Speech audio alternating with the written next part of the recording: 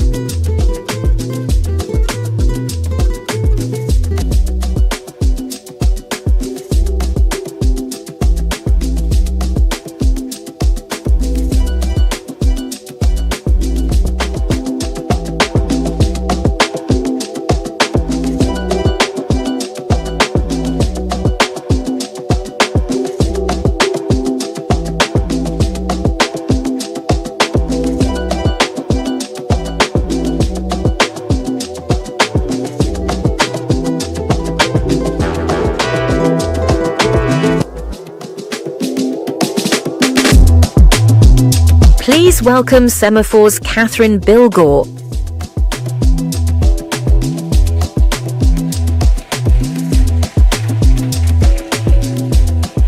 Good morning, everyone. Hi. Welcome to Day 2, Semafor World Economy. I'm Catherine Bilgore, Managing Director of Strategic Partnerships and Platforms here at Semafor.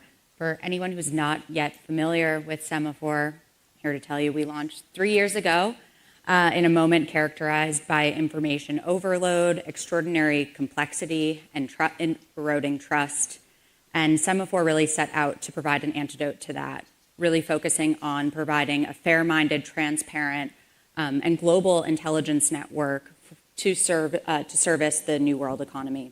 So Semafor World Economy is the kind of consensus and consolidation of that vision and bringing it to life. It's our flagship convening, our largest, bringing together 500 global CEOs from around the world, as well as bringing our newsroom from Africa, from the Gulf, from the West Coast to the East Coast, Europe, all together in one place this week.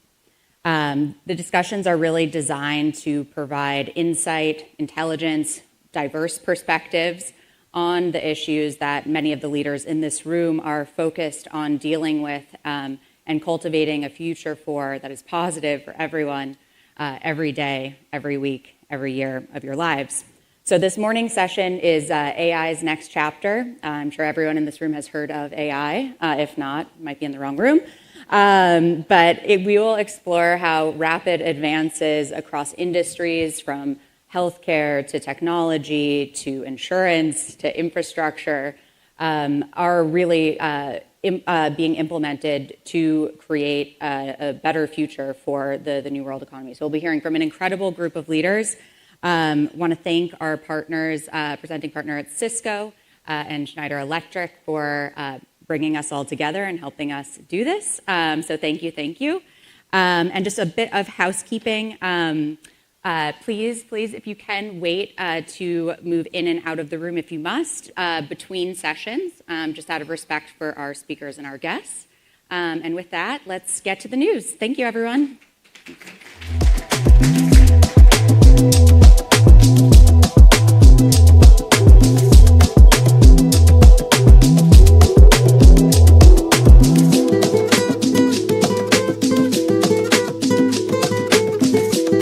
Please welcome Dina Powell-McCormick of Meta, joined by Justin B. Smith.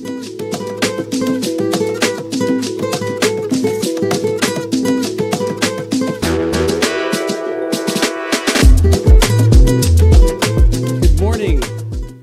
So those who chose to come to this conversation are going to have a front row seat at really one of the most interesting persons in, I think, American business and politics and policy right now. I really do. I'm sure you all know Dina Powell-McCormick, but let me just give you a little bit of a primer.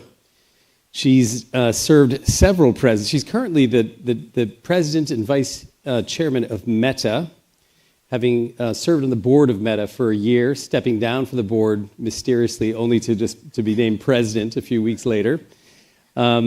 But she's really navigated the highest levels of private sector, public sector, served 2 presidents, deputy national security advisor under Trump, and is now shaping the strategy of obviously one of the most powerful technologies at the forefront of AI. Welcome, Dina Powell. She's also just in Washington, the person that is in most rooms, if not every room, at least that I walk into. Now I wish my daughters were to hear this. Get a little more respect from them. It's recorded. We can make an Instagram moment of this. Dina, thank you so much for coming. She's also an advisory board member of Semafor World Economy that's helped us build this platform for the last couple of years. So welcome. 100 days in your new role as president of Meta. My God, what a huge portfolio.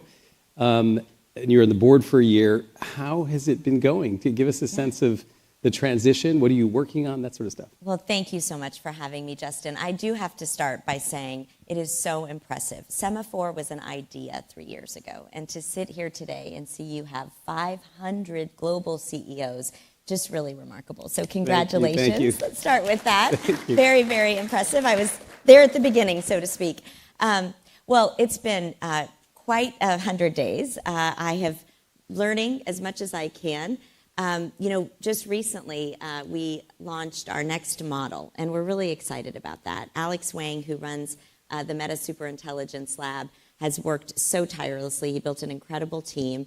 And just in 9 months, this new model has come out, and we're very proud that the third-party evaluators have really recognized the capacity and the model itself and the efficiency. But way beyond kind of... But on that model, in sort of more plain-spoken language, is it better? That was as engineering as I could sound. Justin, that was all the engineering I had to say. But these aren't engineers. We're not on the West Coast. I just wanted to impress you with my engineering. No, but I was about to say beyond the engineering. I think the thing that we're most proud of is that we do have a differentiation, and that we believe that superintelligence is truly about people, not products. That it's really about empowering people to find their real potential.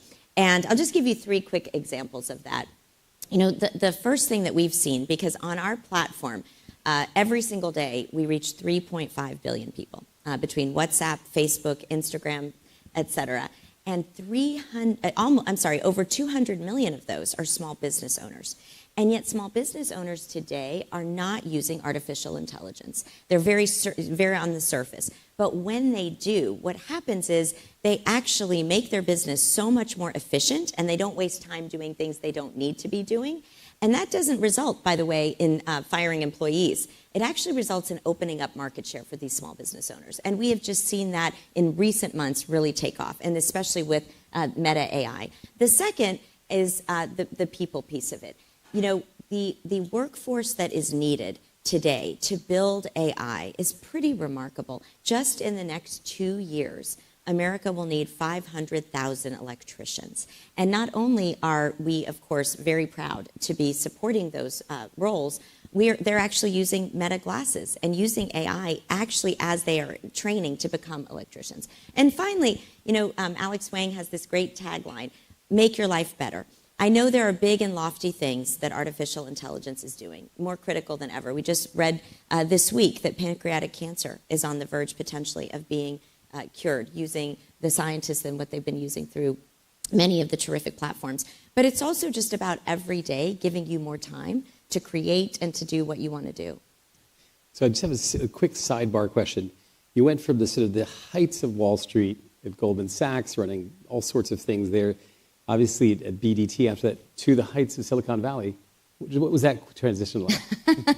Is it different cultures, different... Oh, gosh, yeah, different cultures for sure. The most challenging thing week 1 was my girls were very worried about what I was going to wear to work. Because they said, all you have is a boring banker suit, and people dress cool at Meta, you have a hoodie? And they do. You have hoodies now? No hoodies. I'm too old for that, but I'm trying my best. Actually, I think that what's interesting that I've seen is just how innovative, Silicon Valley is. And particularly, obviously, I've only seen it from Meta's perspective, but people kind of forget that Mark Zuckerberg is one of the last founders of these large tech companies. And yet the top 20 people at the company have been with him for over 16 years. So you have this really unique mix of a risk-taking founder innovator with an incredibly stable leadership team and a very large balance sheet to be able to drive things and move fast. And so I have to say, Silicon Valley, or at least I've seen Meta, move much, much more quickly than when I worked in government or even on Wall Street. So speaking of the large balance sheet and the incredible investment levels that are going into the infrastructure for AI, what is Meta Compute? This is part of a new part of Meta that you run. Yes. Meta Compute is a new division that reports to Mark, trying to really think carefully about the billions, almost $600 billion that we are deploying over the next few years for the compute and energy needs that we have for our goals.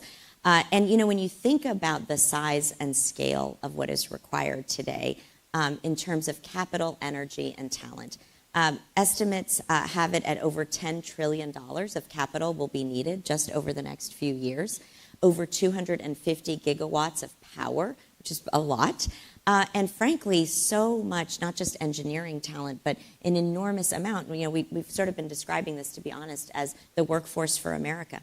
A lot of the jobs that were sort of people felt were left behind in the in recent years are coming back. And so the way we are trying to think about it is, how do we think about the most effective use of our balance sheet, how to think about capital formation around that size, and how do we most effectively engage people?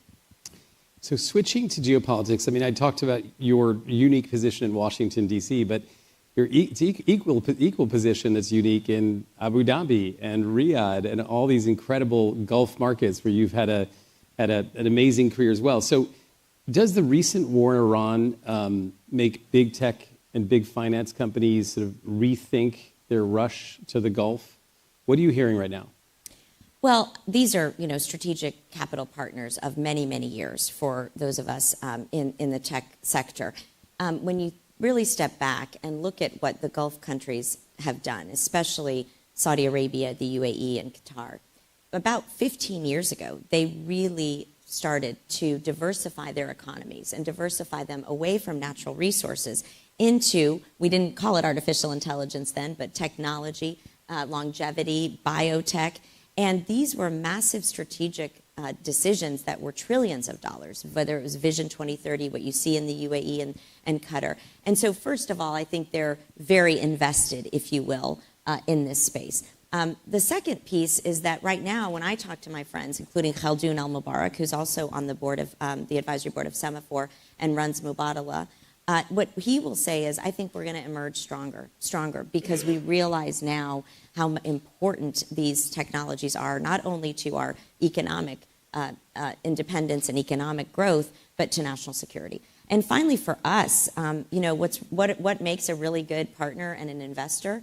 Long-term thinking and a commitment to really stay with you as these new technologies develop. And we see that with those investors. And is it just, are folks in tech and finance just waiting for this, and the Gulf waiting for the security situation to sort of improve? And are there I haven't really seen waiting. I mean, certainly from a investment perspective, from new partnerships developing. I think you been out continuing there since the not since then, but but I plan to be. Yes, it's good to be the first there. Yes, I plan to meet all your new reporters that you're hiring in Abu Dhabi and Dubai. Well, the ones that you're advising us to hire, of course. So. A more difficult and serious question. Obviously, you've sat on the board of Meta, and of course, we've seen some pretty significant legal decisions come down on the questions of Meta's liability for the decline in teen mental health, those sort of things.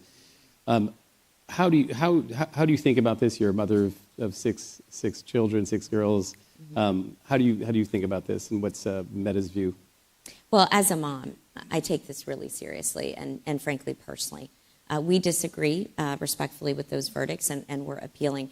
For the last year on the board, I have seen how seriously the leadership of the company takes this to ensure that there is not harmful content, and most importantly, to ensure that parents are empowered. We're extremely proud of our new teen accounts, which really give the power to parents of what their children have access to. And this is going to remain an incredibly important focus for the company. And we were talking backstage a little bit about the sort of the thinking around AI. I mean, many countries like China sort of are embracing it very optimistically, putting into. And here in the U.S., are we missing a trick a little bit here, or? It does seem like when you're on the West Coast, as someone said, it's just blue skies. Yeah. But maybe not so much on the East Coast and not so much in Washington, D.C. What's going on between the blue skies and the clouds, and what should happen? Well, first of all, I mean, I completely recognize and understand that this is a really scary transition. And frankly, our children's generation is dealing with it more than any other, because this is the first AI generation, if you will, to understand what it means for them from a workforce perspective. And I think we do have to do a better job talking about what our responsibilities are as AI companies, but also recognizing that we're witnessing the transformation of humanity, and that we have to make sure that we're putting human beings at the center of any major decisions that we're making. But I don't think that we should be doomerism. I don't think that we should be terrified of this new technology. It's happening, and I think we should actually be leaders in what it will mean. It will mean massive advances in science, as we talked about, and transformations in the healthcare system. We see our creators and filmmakers actually using AI to afford things they could have never imagined, but that doesn't stop their creativity and what they're building. As I said, we see small business owners being able to not do things that wasted their time and now to really fulfill their potential. So I worry that as a country, we are going to start to be too negative, and other countries are really using it to completely advance their societies. So I think we have to have a balance of being very respectful of this very significant technology and be very careful, but also make sure that America is leading in all of these ways to advance our society as well. But what does it mean to be less negative and more positive? I mean, for all the people in the room, for those of us who care about this issue, is it just being open-minded? Is it tied to government regulation? Well, I think a big part of it is learning the technology. It's particularly scary when you don't understand how to use it. And I'm really worried, as I mentioned, small business owners are not using it as effectively, but women are not using it as much as men. And I see a lot of women nodding their head right now. That's something that we should not be left behind in this major technology and this major transformation. And I always encourage, my friends, download all the models. Start using them, learn them, because frankly, one of the interesting things about this technology is that it is relatively affordable, and so there is really no excuse. And I think when it's something that's really misunderstood and you don't know how to do it, use it, it's much more scary. But I think engaging with it is something that we should all be doing. So I interviewed yesterday the CEO of Infosys, Salil Parekh, one of the biggest IT companies in the world.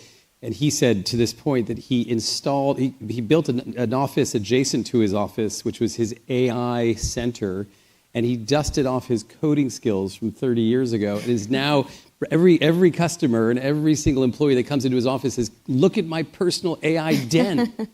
Well, it's funny you say that, because Mark has actually moved his desk and is seated in the AI lab with Alex Wang and Nat Friedman, and he's coding all day long. Wow. And on the one hand, it's not vibe coding. They're sort of like, oh, great, more advice from you, Mark, as you're coding. But actually, I think he feels so strongly that he has to understand it at that level to really, think about how to make our model the strongest it can be. Well, that's fascinating. That might have been breaking news. I don't know. Oh, I'm just kidding. Maybe I wasn't allowed to share that.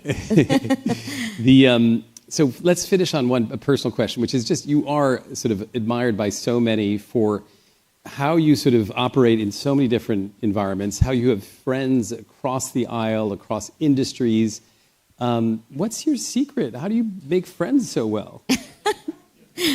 And keep them. You do too. Well, that's really nice of you to say. Thank you, Justin.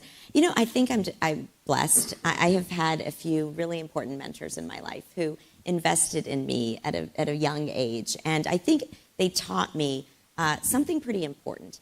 That there's a difference between transactional mentoring and relationships and genuine relationships. And I think if you start with the premise that having friends for a long time and caring about them in a real way is much more important than sort of the superficial networking, whatever field that you're in.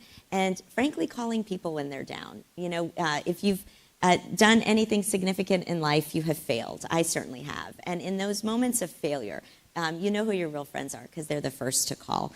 And on the sort of bipartisanship, I think that it's really important, especially right now, that we learn a way to disagree respectfully. Disagree, but show really deep respect so that we listen to the other side. And, I've hoped that those things, maybe we're part of the friendships that I've made. And my husband and I did write a book called Who Believed in You? And it really is about the power of mentoring, the unsung heroes that have invested in so many leaders that have changed our world. And so I think that's something, too, that I think a legacy for so many people in this room and the CEOs that are here today is if you think about your legacy being, where are all the people that worked for me? Where are all the people that I mentored? Did they not only reach their potential, but did they change the world in a way? I think that's a legacy to really be proud of. And your husband, Senator McCormick, would have been in the front row, but he's being interviewed next door. Is he? Okay. Yes. I'm sure I will go watch that right now. Anyway, Dina Powell, thank you so much. Please join me in welcoming Dina Powell. Oh, wait, Justin. Oh, one last thing, sorry. Okay, this is the breaking news. These are brand new Meta glasses that now are prescription glasses. And I just want to say a word about why we are so proud of them as Justin tries them on. We No photos, please. obviously are very excited about the video and capacity of them and the sound quality. But I think our most proud partnerships are like the ones we have with the VA, the Veterans Affairs Department. For blind veterans who have returned from service. So many veterans that were in combat either lost their eyesight or have low vision, and we're extremely proud of what the wearables are able to do. They look really cool. And you have to take it back, though. You're not allowed the gift, but, but I'm glad you Thank you, Dina. Thank you so much.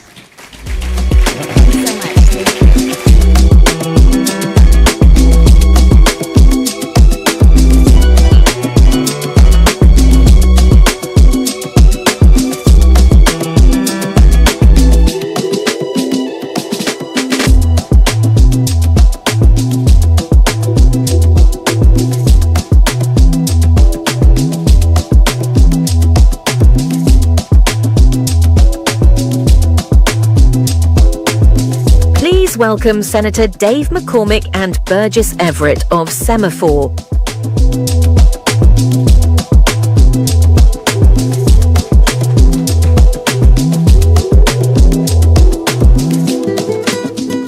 Good morning, everyone. I'm Burgess Everett, Congressional Bureau Chief for Semafor, and we welcome Senator McCormick, the state's junior senator from Pennsylvania. Morning. He was very accessible during the campaign, but not so much now that he's a senator, so luckily we have him here. Thanks for coming. I wanted to ask you real quick, a lot of these business folks that come into the Senate, you didn't serve in the House before, et cetera, are frustrated with this place.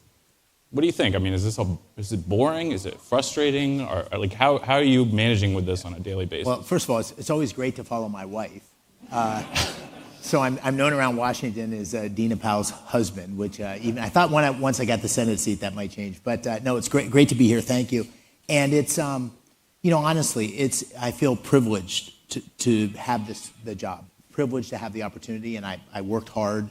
I ran 2 races. I lost the first one, won the second one, and you want to be in this position at this moment because it matters. It's so consequential, and it's easy to get caught up in all the partisanship and the nastiness. But when you walk down those halls and you see the statue of Abraham Lincoln or Thomas Jefferson, you realize this really matters. So that's the first thing. Second, I'm trying to define the role in a way where it's about getting things done and the legislation. That can be deeply frustrating because it goes at a very slow pace, as was designed by the founders. But it's also an enormous platform to bring attention and opportunity and business to Pennsylvania. So for me, I'm 15 months into it, and it's been great. And I really feel, as I said, privileged to have the chance to do it. Talk to me a little bit about Pennsylvania, because you were just up in your state with the NIH director. Yeah. The Trump administration's budget is proposing to cut billions from the NIH. What's your reaction to that? Well, I mean, first of all, Pennsylvania is, I say this with complete sincerity. We are in a unique moment in the history of the world, in the history of humankind, and I think Pennsylvania is uniquely positioned to lead this change with technology, whether it's energy and AI, whether it's defense reindustrialization, or whether it's life sciences. And so because of the energy resources, because of the talent, because of the great universities. And I was blown away with 2 days with the NIH director. We spent a day in Pittsburgh and a day in Philadelphia. And the level of advancement that's happening in life sciences because of AI is remarkable, whether it's, we saw at University of Pittsburgh a robotic arm with a chip that you would put in the brain as a prosthesis where somebody could guide the arm. It's just like, this is, for those of you who are old enough to remember, this is $6 million man kind of stuff, right? This is incredible. So I'm excited about all that offers, both economic terms for Pennsylvania, but also for the country. And I think this is a moment to double down on spending for basic research. So I'm not in favor of any cuts to NIH, and in fact, I'm in favor of increasing our spending in R&D, whether it's the NSF, whether it's NIH. If you look at basic research funding as a percentage of GDP, we're at all-time lows. We're we're the lowest we've been since 1950. In 1950, it was a much bigger percentage of GDP. So I think there's a lot more to do there, and I'll be a strong advocate of not only opposing any cuts to NIH. Now, there needs to be reforms, and that was what the NIH director talked about, was how do you create the right competition among researchers? How do you spread the wealth beyond just Cambridge and the Silicon Valley for where this invention's happening? How do we make sure it's in places like Alabama and Pittsburgh and Ohio and others? But the basic idea that in this moment of profound change, we need more funding, more investment, that's something I believe for some time, and I'll continue to make that case. A year ago, we were going through the Doge cuts, all these federal layoffs. Was that too blunt? Like, were you kind of cringing when some of that stuff was happening? I've been a CEO for, I don't know, probably of the last 25 years, at least 12 of them, something like that, at 2 different companies. We had a bureaucratic sclerosis of building up of cost. And when you're going to change that, there's no easy way to do it. You got to move fast, and you got to make tough choices. I think some of those choices weren't good on the margin. As an example. Some of the research stuff, you mean? Yeah, some of the research stuff. But in particular, like just as a small example, in the Department of Agriculture, we were in the middle of a bird flu epidemic, and they cut some of the folks who were experts in bird flu. So that's not sensible. But when you make big, bold changes, sometimes that happens. So the idea that we needed to downsize our government that had become bloated, most of the job growth under President Biden had been in the government sector. I think that was a fundamental problem that required dramatic action. When you take dramatic action, you sometimes get some things wrong in the margin. As long as you have a mechanism for fixing it quickly, I think it's okay. So I didn't agree with all the cuts, but I agreed with the premise that we needed to move big and boldly to try to get our bureaucracy and our government back under control. You mentioned AI. I've covered it on and off for about 5 years since Democrats took the majority in 2021, which they've now lost, and there was a lot of talk about regulating AI then. Nothing has happened at the congressional level in those 5 years. What's going on there? Is this never going to happen? Is Congress going to drop the ball? I think it'll happen, but part of it is the dilemma, and it's a real dilemma. It's not just easy enough to say, we're going to regulate it, because you have to step back and say, at least I believe, we're in an existential moment, a battle really for AI supremacy and leadership. That doesn't mean like a real war necessarily, but it means that the country that sort of leads will both have a geopolitical power, military power, but also the power to sort of set the rules for a global framework. So it's really important that America remains the leader in AI. And I think, and our main competitor, our adversary is China, of course, and I think our ability to win and lead is much more depends on what we do than what China does. In other words, it's in our hands, but we have to do smart things. And those smart things including deregulation, so to unlock energy, because AI and energy are different sides of the same coin. Yeah. It means that we have to have the right support for this disruption in the job market. And it also means that we need to have the right regulatory framework to guide it. But it's a tough balance, because you want to create the guardrails that make sure that that this doesn't disadvantage any particular group, that this isn't really create even greater wealth concentration or income inequality. But at the same time, if you over-regulate, I think you're going to stand in the way of the thing that's in many ways most important, which is that we remain in a leadership role. So I think the Trump administration has come out with an AI framework, which I think is a very sensible way to think about it. I think there's a number of pieces of legislation that we're wrestling with this. But I actually think if you'd have tried to pass legislation 3 years ago, it would have been wildly outdated and may have stood in the way of the very thing that's happened with it, which is this enormous advancement. So it's easy to say and hard to do, but I do think that we're going to need legislation to help shape the landscape. But we should do that with humility. The Trump administration has proposed a couple times a state moratorium on AI regulations. Which I'm largely in favor of. You're in favor? Largely in favor of it. And the reason for that is that think about a fragmented regulatory landscape where if you're an innovator, a developer, someone who's run a business, and you have different rules in California that you have in Texas, that you have in Pennsylvania, it makes it largely impossible. If you think that the significance of this moment is as big as I think, let me put my cards on the table. I think this is not only the most significant moment in our lifetimes, I think it's potentially the most significant moment in human history. because the pace of change is so extraordinary, and it could change everything. It could change society, it could change wealth distribution, it could change national security. We see that in what's going on in Iran or what's going on in Ukraine, the way military operations are being conducted. So I think being in a leadership role is extraordinarily important, and I think any sort of fragmented regulatory landscape is going to stand in the way of the most important thing, which is that leadership.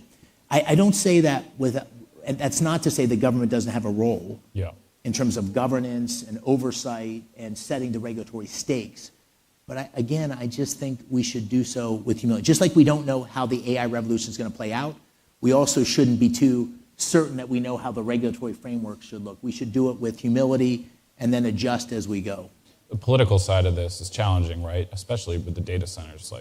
People are mobilizing against this in both parties. Do you see it as your role to push back against that? I mean, do you think this is something I see it as my role. Do? I grew up in a very small community in Bloomsburg, Pennsylvania, which is about 50 miles from Scranton.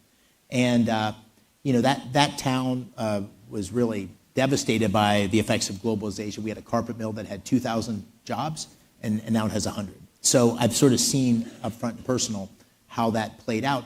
And there's those very same fears with AI that existed with globalization or the WTO or competing with China or a number of other things. And so I think it's very important that each community, as it relates to data centers, really has an opportunity to make the decision about what's best for them. If they don't want it, they should be able to block it. If they don't want it, yeah, well, they can. Local commissions, county commissioners, they can make that decision. I think one of the unfortunate things right now is there is such a campaign of misinformation, and so my role, I think, is to make sure that we have accuracy in terms of the economic opportunity. Pennsylvania demographically is getting older. We're not keeping enough of our young people. We're not attracting enough young people. This moment, I think, offers unbelievable opportunity to grow, to become prosperous, to be a place that capital and talent flow to Pennsylvania, but we have to embrace it. But people are understandably worried about some of the risks, the risk on energy prices, the risk on water, as an example, what it means for jobs. Many of those things that they're hearing are not true. So, for example, water, the worries about water. Well, most of the data centers have closed loop, which recycles 95% of the water, or energy. There's new covenants, which essentially the data centers, the hyperscalers, are committing to making sure that they bring more energy production than they actually consume. There needs to be commitments to what it means for the tax base. And so I think when communities see the cost and benefits, they're going to inevitably lean into making these decisions. But we have to make sure they have all the facts. We have to make sure that covenant is clear, well understood, and a promise that they can rely on. And what I mostly say to people is, listen, the AI revolution is happening. It's happening. Unfortunately, you can't avoid this. This is happening. So the question is, do you want to be the tail or the dog? Do you want to lead, or do you want to be whipsawed by what happens in the rest of the world? So that's the first point. The second point is, what's your plan B? So if you say we don't want to embrace data centers, we don't want these thousands of jobs coming to our community, what's the alternative? What is your economic growth model that's going to benefit all folks? And I think one of the legitimate questions about AI is, how do we make sure that the enormous benefits benefit a broad swath of society? They aren't concentrated in a particular area where some subgroup is disadvantaged while others are advantaged. So I think those are all legitimate questions. But the way to deal with those is not put our head in a hole. The way to deal with those is to embrace it and set the terms for how this revolution is going to play out. Do you favor authorizing the war with Iran? Do you think Congress needs to do that? I think the president acted absolutely within his constitutional authority to deploy troops to Iran. I think the precedent is clear, from President Obama to President Biden to President Clinton to President Bush in the first term, to President Bush to President Trump in his first term. So I think those who say that this was different than those is not the case. I think there's a time limit, right? 60 days, 90 days. Right. So there's a question of whether legally you need to do this. There's a question with the War Powers Resolution and what will come next. We'll deal with that in the Congress if, in fact, the 90 days. It's 60 and then 30. So that'll be a decision point that we'll face. But stepping back on that, I maybe just take an opportunity to say I absolutely think the decision to go into Iran was merited. And I think the reason for that is really politicians from both sides of the aisle have said for the last 30 years, which is Iran cannot have a nuclear weapon, and that we need to do everything we can to address the threat from the biggest sponsor of state terror, the country that has killed more Americans over the last 20 years than any other country in the world, more American blood on its hands. And I think if you look at the operation militarily from the goals that the president described at 2:30 in the morning on that first day and look at where we are now 6 weeks into this, I think it's been very successful against those goals. And I was a soldier in the Gulf War, which was exactly 6 weeks long from the day of the operations began till this day. And if you look at that operation versus this operation, what's happened in military terms against the goals of destroying the missiles, the drones, the launchers, the Navy, the manufacturing facilities, it's truly extraordinary. And now we're at a fork in the road, and hopefully that fork will lead to a peaceful resolution where there can be a negotiation and get rid of a threat of nuclear capability, nuclear weapons, and also open the strait, and won't require any more military action, but we'll have to see. That's the moment we're in. My last question for you is, the president went after the Pope for being weak on nuclear weapons over the weekend. What's your reaction to that? Do you think that was appropriate? I mean, I didn't love it.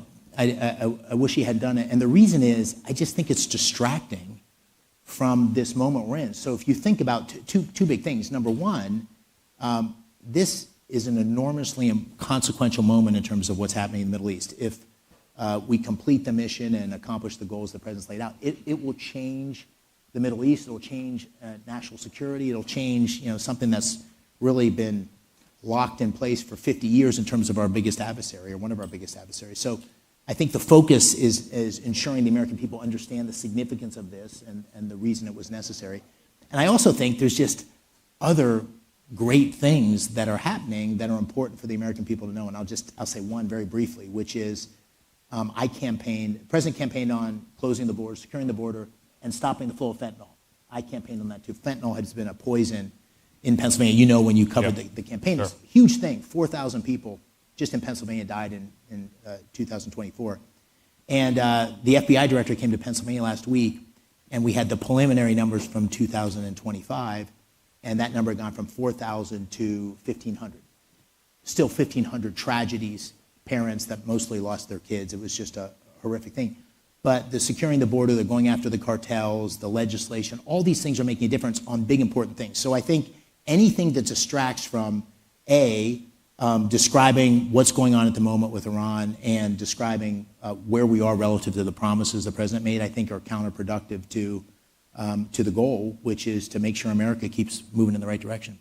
Senator McCormick, thanks so much for joining us. Thank you. Thank you, sir. Great to have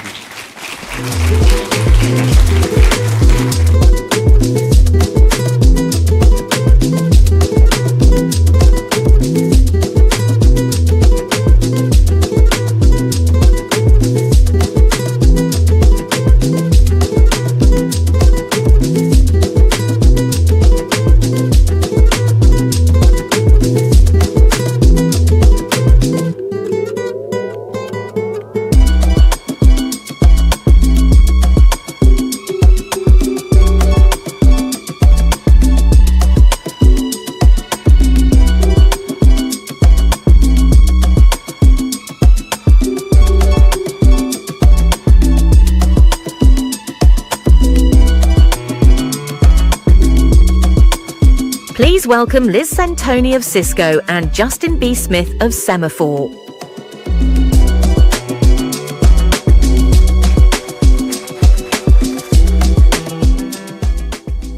Well, I've been so fortunate this morning because I just interviewed Dina Powell here, and I referred to her as one of the most important women in Silicon Valley. And here we are again with yet another very, very important person in Silicon Valley, Liz Santoni. If you'll indulge me, I'll just give you a little bit about her background. She Liz is the EVP and Chief Customer Experience Officer at Cisco.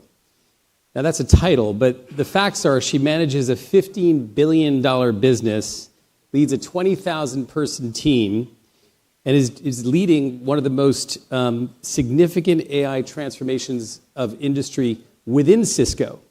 So here's the idea. Cisco is obviously helping companies across this AI transition and revolution, and Liz is tasked with doing to herself, doing to Cisco what other enterprises should do to themselves. So the core question we're going to talk about today is she's also on the board of Mercedes, she's on the board of Workday, and also just a wonderful person. Welcome, Liz Santoni. Thank you. Yes, good. So let's talk about this question of sort of enterprise AI implementation, adoption at scale. It's obviously, maybe geopolitics is creeping up there, but it's agenda number one for most CEOs and boardrooms, which is how do we do this? How do we do this well? How do we turn AI into measurable ROI at scale? So take us inside this question, how you think about it, the work that you're doing. So can I start with a confession? Yeah. I'd say is, in 2024, I was a tourist. I think everyone sitting in the room was a tourist as well, because we were doing demos, we were doing pilots, and we were celebrating some early wins that, if you look like in hindsight, it was mainly novelty. The ambition for AI was definitely real. Then you go a couple of layers down in the organization, and people were still cutting and pasting data in spreadsheets. And that's what a tourist organization. And I'll give you an example of that. So we have a renewals organization where the team, kind of runs a multi-billion-dollar business over software and services. And this is the team, kind of preps for a renewal 9 months before a contract. They pull a bunch of data from 50 different sources and analyze it and prepare a proposal. It takes about 40% of their time to do this before they even have a single customer conversation. So we looked at that and said, great example, let's apply AI to it. And we did. We applied AI, got some benefits out of it, but that was pretty much a tourist mindset. And what we wanted to do was go to be more of a resident. And I'll explain what that means. Because when you think from a resident mindset, it is one very much about, should this workflow even be this way? And when we asked that question, the answer was no. And so we redesigned that workflow completely. In fact, I would say that we actually did workflow surgery. And right now we have agents continuously monitoring everything from adoption of the technology to understanding risk signals that continuously start from when a customer signs a contract, not 9 months before the contract was up. And that was a mental model shift. And that mental model shift changed from preparing to renew to looking at customer outcomes. And we were asking completely different questions. The questions that we were asking were not about, how should we prepare to renew? The questions that we were asking is, how do we help our customers get the maximum value out of this technology? So the questions changed to, are our customers adopting our technology? Is there a gap between what they bought and what they wanted to use internally? And that meant that renewals then became much more personalized for that customer using their outcome, not just like a vanilla proposal that was built from stale data. And we had a couple of 3 reasons in terms of why we did this. One, we genuinely wanted our teams to get close to our customer, like really close, and understand that. And we wanted to create capacity. And the third one was elevate what our teams do best, not the data gathering. It was around the insights. It was around the relationships and the strategic advisory. So the difference between what a tourist would do and what a tourist takes AI and applies it to step 4 of a broken process.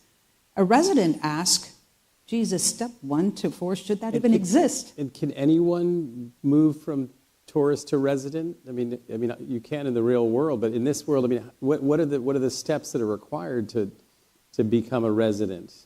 Well, I'd say there's a few things that you would start with. What we started with is a set of beliefs. And it's a set of beliefs that actually guided every decision and governed every operational step, especially when things got really hard. And because when you look at, and by the way, to be able to get to these beliefs, you have to get really close to the work. You can't sit in an ivory tower and say, here are your set of beliefs, because they become very generic, and we got really close to the work.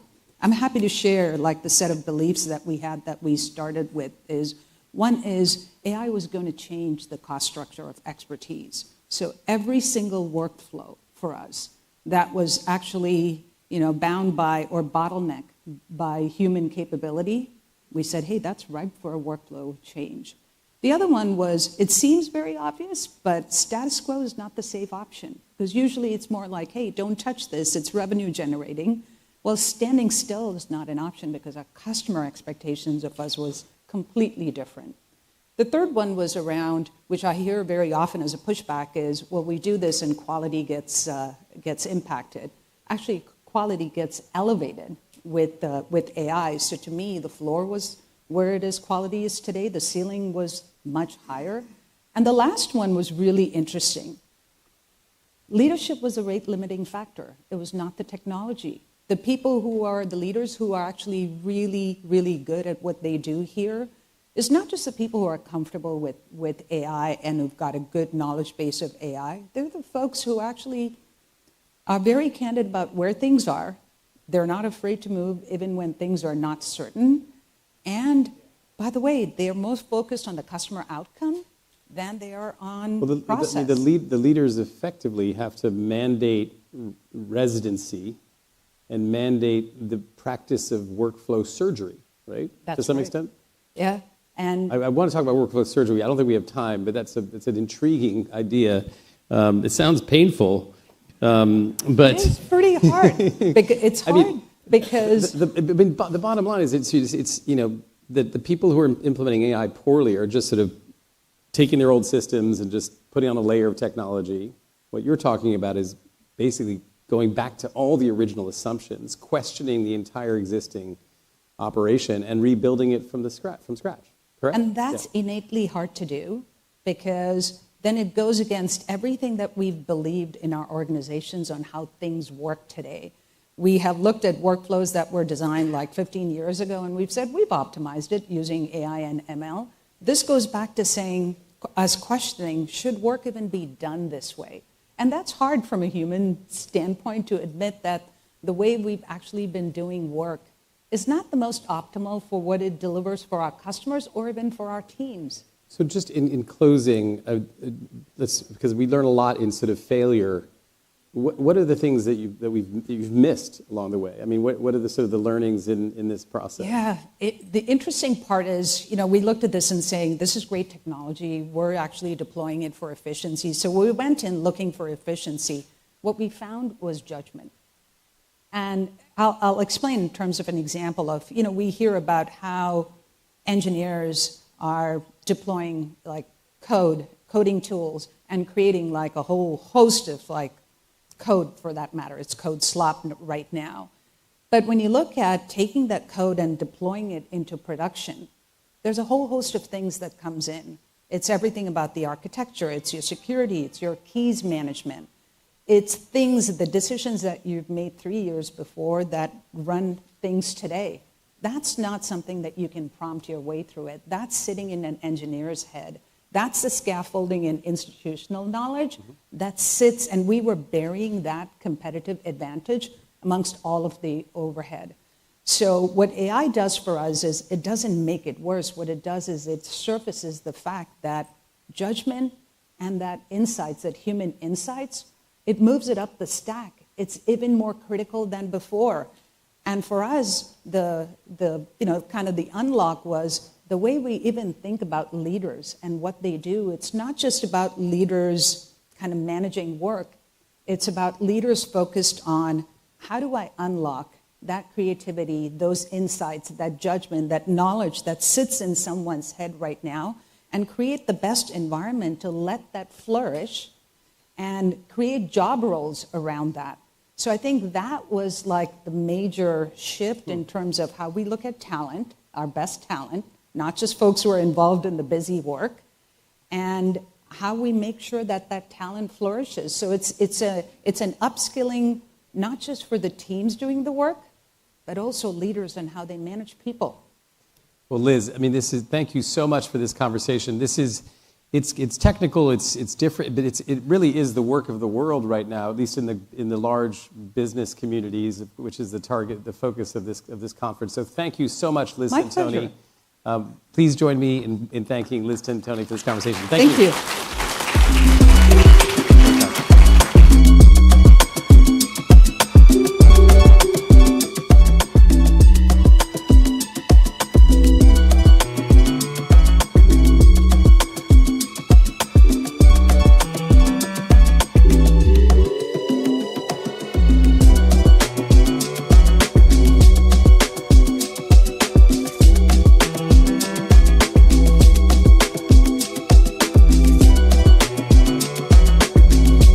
Welcome Joe Dominguez of Constellation Energy and Liz Clayman of Fox Business Network.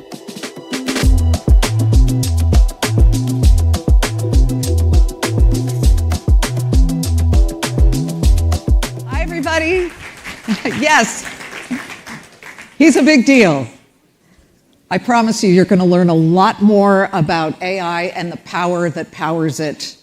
And you're going to walk out of here thinking a whole different picture from it. Joe, it's great to have you here. Thank you so much for joining us. This is called AI's Next Chapter. Let's be very clear. Without energy, there is no AI. You cannot power these data centers without a huge amount of energy. Where do we stand in the United States, let's say, compared to China when it comes to building out energy? Oh, probably, look, if this is going to be a race between China and the U.S. to build energy, might as well call it a day. Since 2010, they have built the entirety of the U.S. electric system plus 50% more in terms of capacity. So we're not going to win that way here. So we are very behind, is what you're saying. What I'm saying, we are very behind, and I'm also calling the game that if that is our strategy to actually compete with China in terms of putting up power plants, we're in some trouble. Okay, so what do we do to catch up? Well, look, I think the other difference between our system and China's, China has a lot of industrial load on their system. Load is just what we call demand. And so their system is running pretty much 24/7 at high capacity factors. Very different than the United States. In the United States, our system efficiency is about 50%. In other words, most of the time in the country, most of the power plants, most of the lines, most of the substations aren't being used. Why? Well, America deindustrialized over a number of decades, so that 24/7 demand isn't there. So if we could manage the peak energy demands, we have a lot of slack in the system we could take advantage of. And contrary to what you might be hearing, we could also lower costs for consumers. Why? Because every wire, every substation, every transmission line you've ever seen is a fixed cost asset. And the more you use that 24/7, the more your incremental cost on a per kW basis, which is what you get in your friendly power company bill every month. Friendly. Well, friendly power bill. That's how we pay for fixed costs, right? So we want to spread these fixed costs out like peanut butter. And some recent studies indicate that we could actually reduce consumer costs by about $7 to $17 billion a year. Huge numbers in our business. Simply if we manage the peak. Manage the peak, use the rest of the slack in the system. You do that, we're going to be able to keep pace with China. Because keep pace with China, but the demand from data centers has jumped exponentially, I would imagine, and especially some of the build out that isn't even hooked up to the grid yet. Yeah. Compare the number of data center deals and projects that you are doing so far this year to, let's say, 2022, because ChatGPT came out in November of 2022. So how many then versus how many today? Yeah, let me kind of reframe it a bit here and give you a metric that might be more valuable. It's not the number of the deals necessarily, it's the size of the deals. The megawatts? So when I think about how many megawatts of demand we had under contract, call it in 2022, I would say about 1 million megawatt hours is what we were selling, maybe 2 million megawatt hours. a megawatt hour generally for you is 1,000 families amount of energy. So we were selling 1 million of those to 2 million. Right now, 3 or 4 years later, we are looking at something like that's closer to 40 million megawatt hours. So we went from 1 to 2 to 40 in the span of 3 or 4 years under contract. You use the term to just kind of quantify families. Yeah. You're telling me that's all families? No way. I mean, the population growth isn't that much. It's got to be coming in great part from the data center. Oh yeah, no. I'm speaking specifically about that segment of Constellation's business. 2 data centers went from 1 to 2 to 30 to 40. Wow. Okay. Now, let me dovetail to the war because it does play back into all that's going on, considering energy costs have gone up so much. We, according to the IEA, just called it the greatest global energy security challenge in history. Because the Strait of Hormuz, we do have a blockade. Last I checked, we had 2 ships, maybe Chinese ships, or 1 trying to get through, was turned back. Now it's gotten through. But regardless, I checked West Texas Intermediate, the oil that trades here in the United States. For May delivery, $97.32 a barrel. That's actually not that bad, considering a couple of weeks ago we were at close to 120. Right. But before the war, February 28th, we were at $67 a barrel. So Americans have dealt with a massive jump in prices. The question becomes, has the Iran war crimped any demand here in the United States that you can see so far? I would actually say the opposite. So obviously we're seeing the effect of the war at the pump for transportation. We're seeing it in industrial businesses that use oil as a feedstock for whatever they're producing.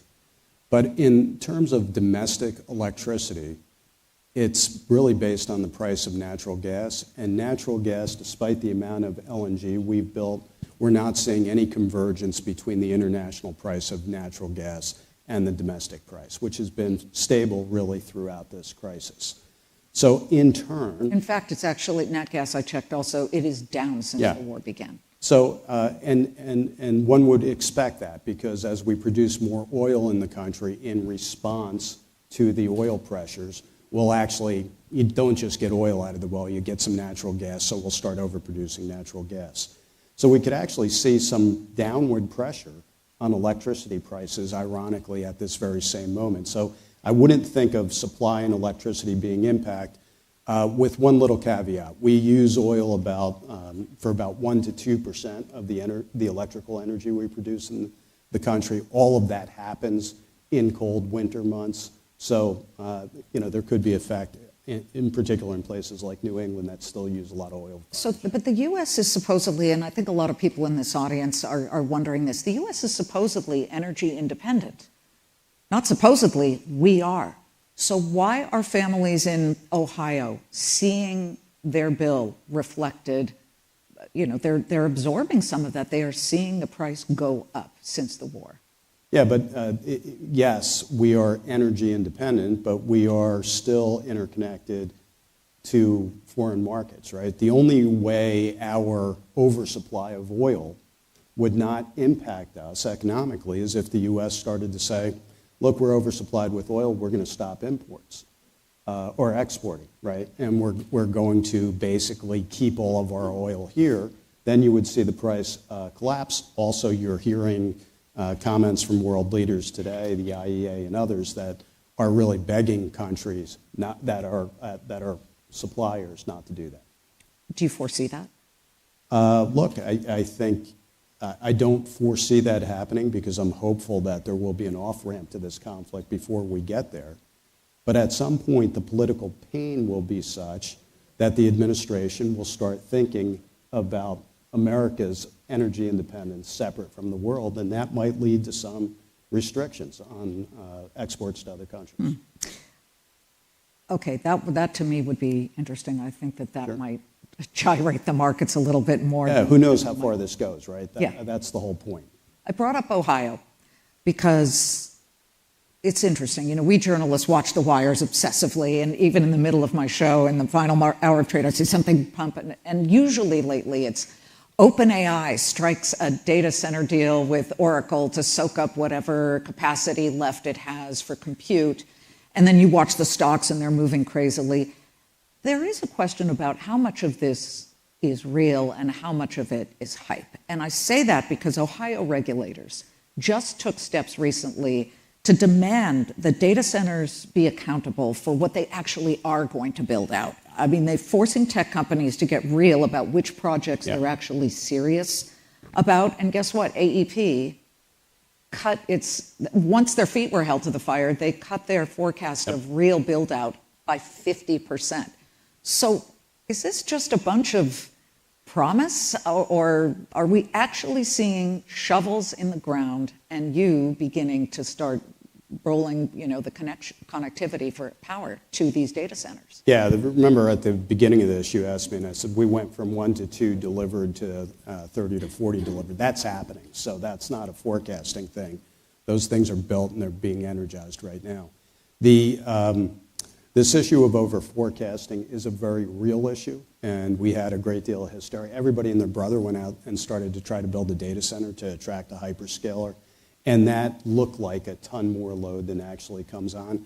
But again, here's the caveat. Is there overestimates? Yes. Would I say that it's twice overestimated or 3 times? Yes. If I'm right and what we're seeing is estimates that are 3 times as large as what's going to be real, it's still a big deal. Think about it. All of the utilities that all the power companies like mine, are worth, from a market capitalization standpoint, according to the Edison Institute, roughly about $1.5 trillion. One of these companies is worth 3 times that much, and these companies are deploying last year $600 billion in capital. So roughly half, almost half, of what the entirety of everything we built in the last 100 years is worth today from a market cap standpoint. This is dimensionally going to be large regardless of whether it's over forecast. So it's the real deal. Yeah. We are running out of time. I do want to, you guys have a huge nuclear business. Nuclear is jumping in a big way where people are, you've got to deal with Microsoft to restart 3 Mile Island. You have to deal with Meta and a couple of other, Cyber One, I believe. But the backlash. Let's just end on this because Maine just became the first state to ban, I believe, to ban data centers, and they banned it, I guess, until about 2027. These are data centers that provide over 20 megawatts. Electricity prices there have climbed 60%. As Maine goes, will so go the nation? I don't think so, but it's a watch area, right? We talked about this competition the nation is in, and speakers that are far smarter than I am on the geopolitical issues and national defense issues will tell you it's imperative that we win this, not just from an economic efficiency standpoint, but for the defense of the nation and the way of life. We can't do this on a state-by-state basis. We have to have a national policy. If NIMBYism becomes the reason we lose the AI race, for whatever reason, we're in a whole lot of trouble in this country. I hope that is an outlier, but the pressures on data center development are enormous. We poll nuclear all the time. Nuclear is actually quite popular now, more popular than any 30 years I've been in the business. It's polls at around 65%, higher than offshore wind and some other things that we used to poll well behind. But data centers today are polling at like 25 to 30% in whatever poll you do. It's very, very clear people are concerned. People are concerned. NIMBY, not in my backyard. And then there's banana. Build absolutely nothing anywhere by me, by anything. Joe, thank you very, very much. Thank you. Good to see you. We appreciate it. Thanks to Semafor and all of you for coming.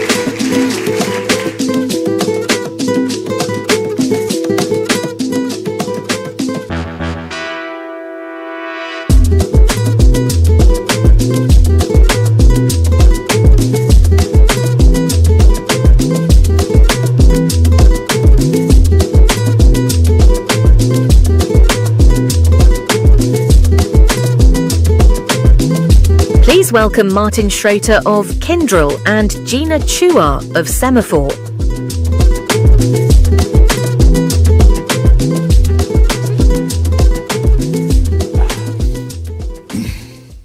So, Martin, thank you very much for being here at Semafor. Welcome. Thank you. So you run the world's largest IT infrastructure services company, 60 countries, 73,000 employees. And a huge part of your value proposition is the fact that you understand legacy code, legacy data better than anybody else. And the other day we had Paul Smith, Anthropic CCO, come in and say essentially, you know, if you've prepped your data or your code for migration, that's great, but frankly today Claude Code can do most of it for you.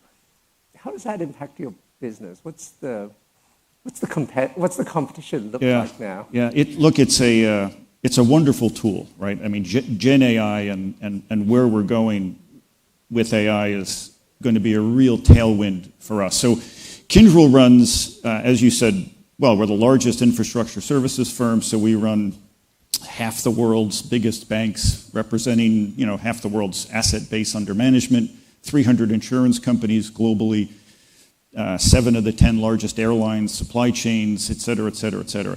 And over the decades we've been doing this, obviously we know the most about how these systems interact, and they've morphed, right? Over time, what used to be mostly on-prem kinds of systems with a controlled architecture has now morphed into very hybrid. So still some on-prem, a lot of private cloud, a lot of public cloud, the use of the SaaS vendors and the workflows they provide. So for us, who have been engineering and transforming these systems, what AI allows us to do in the most recent formulation, we've been using AI for many years in the form of machine learning, right? Even today, as we sit here, we have roughly 200 million automations per month, things that we can automate because we understand the workflows, because we understand the patterns that we're seeing.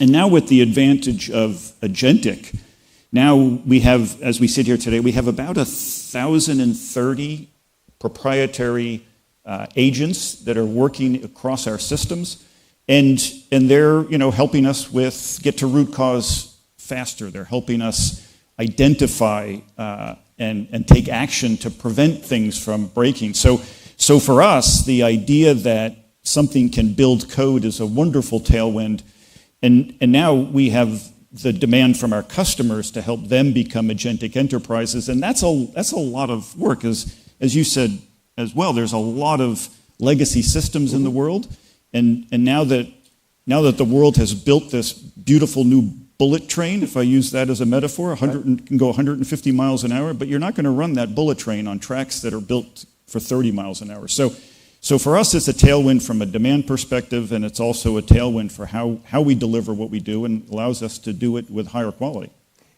So I want to just talk about, I mean, yesterday Jack Clark was talking about Mythos and the vulnerabilities it has uncovered.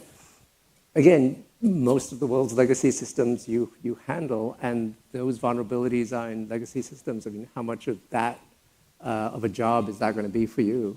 Yeah, look, again, the world of cyber security has been morphing pretty rapidly with the advent of AI, and it's both increasing the scale at which people can attack you. It is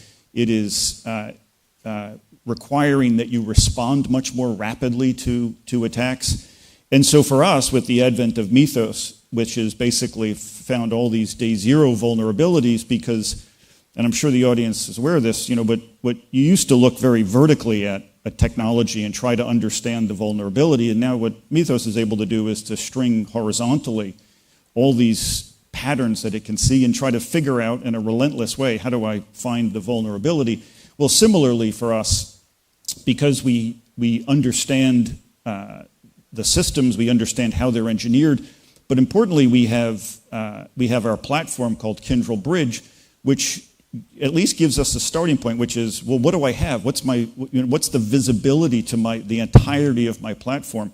And so when we go back, for instance, to the CrowdStrike event that was a big deal, It was a big deal globally, but we knew within about 15 seconds what was happening, and we identified for our customers within about an hour exactly what we had to do. So for our customer base, just having that visibility and knowing where you're exposed allows you to address it pretty quickly. And again, our customers, because we're running mission critical, we're running hearts and lungs, we have to be in a position to keep those systems running. So our customers in CrowdStrike were up within 24 hours. And similarly, on these day zero vulnerabilities that Mythos is finding, we'll be on top of those as well. So the other side of AI, obviously, is, as you say, you've been running it for years, but the capabilities have really grown by leaps and bounds over the last year, by the week.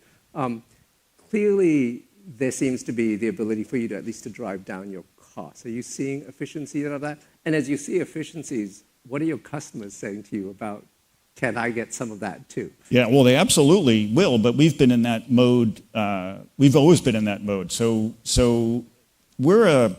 our business model is more of what I'll call an outcome-based business model. So we're delivering uptime, we're delivering security features, we're delivering resiliency features. And so we've always been in the position where as we get more efficient, we need to provide a value proposition to our customers, and therefore we've been passing back some of this in the form of productivity, in the form of savings, which allows our customer base then to reinvest with us in new things. So that's not different for us. The world of agentic, it may bend that curve a little bit, and our customers are, just like they've always been, they're asking for some of those savings, but it's the world we've always lived in. We've always been in the deliver productivity and help them reinvent themselves at the same time. So that world is not going to change. Agentic may make it go a little bit faster, a little bit slower. It all depends, quite frankly, on their readiness to adopt agentic AI. And I'll go again back to my metaphor. Yes, there is now a 150 mile an hour capable bullet train, but 30 mile an hour tracks are not going to get you there, so there's a lot of work to get them ready. So whether your customers are ready to adopt the bullet train, presumably you are, and you've got 73,000 people whose large number of them, their core skill is understanding legacy systems, supporting complex technology systems, and AI is increasingly capable of doing that work. So what does that mean for your workforce? Yeah, so for what we've seen so far, again, we have 1,030 agents working in our systems today. They're running, roughly probably 2,000 or things at a time.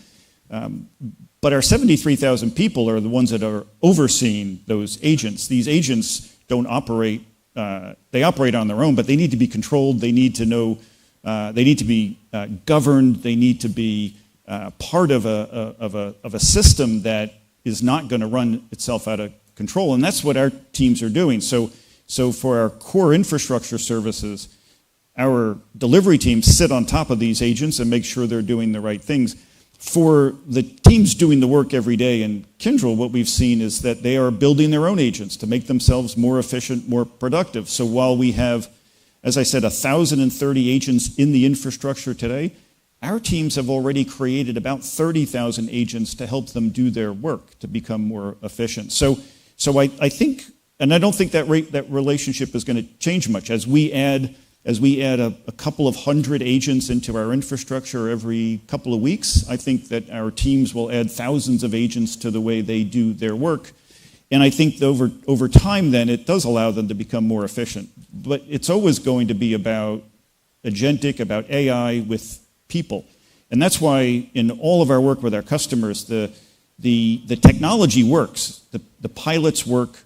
It's how do you scale that? And the big challenge is not the technology. The big challenge is the readiness of the people. And most of our customers would tell us that while 80+% of them believe it's going to change the nature of work, it's been our experience as well, only maybe a third of the CEOs believe that their talent, their skills are actually ready for that world. So there's a lot to happen here before we see some really profound scaled AI cases.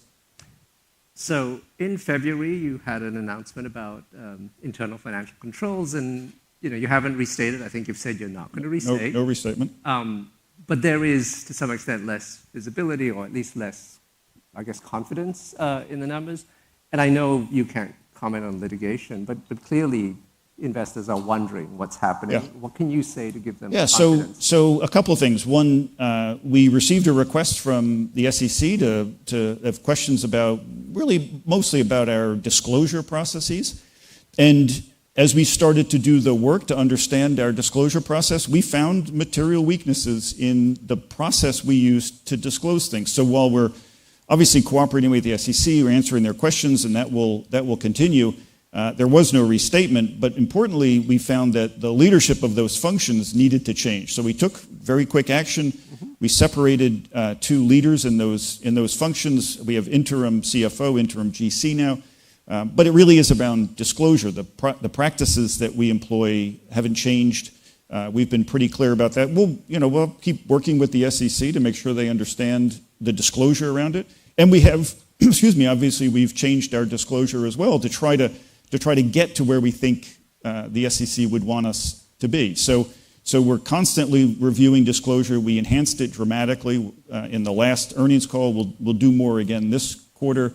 But again, no statement, no restatement. So the financial position of the firm is the financial position of the firm. So a really quick question. You're a huge business, but revenue has been declining. And I understand you're shedding low margin business.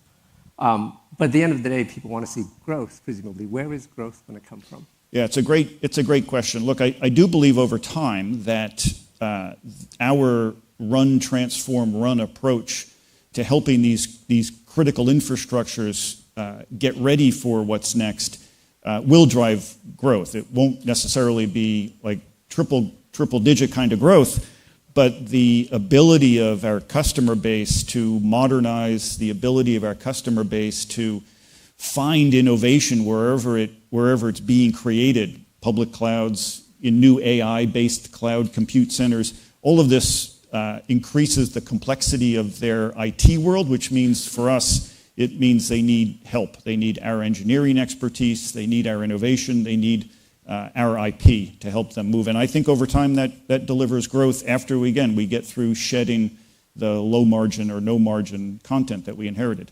Okay. Well, thank you very much, and I hope you hang around here. Yeah. Thank you. Thank you. Just head up here.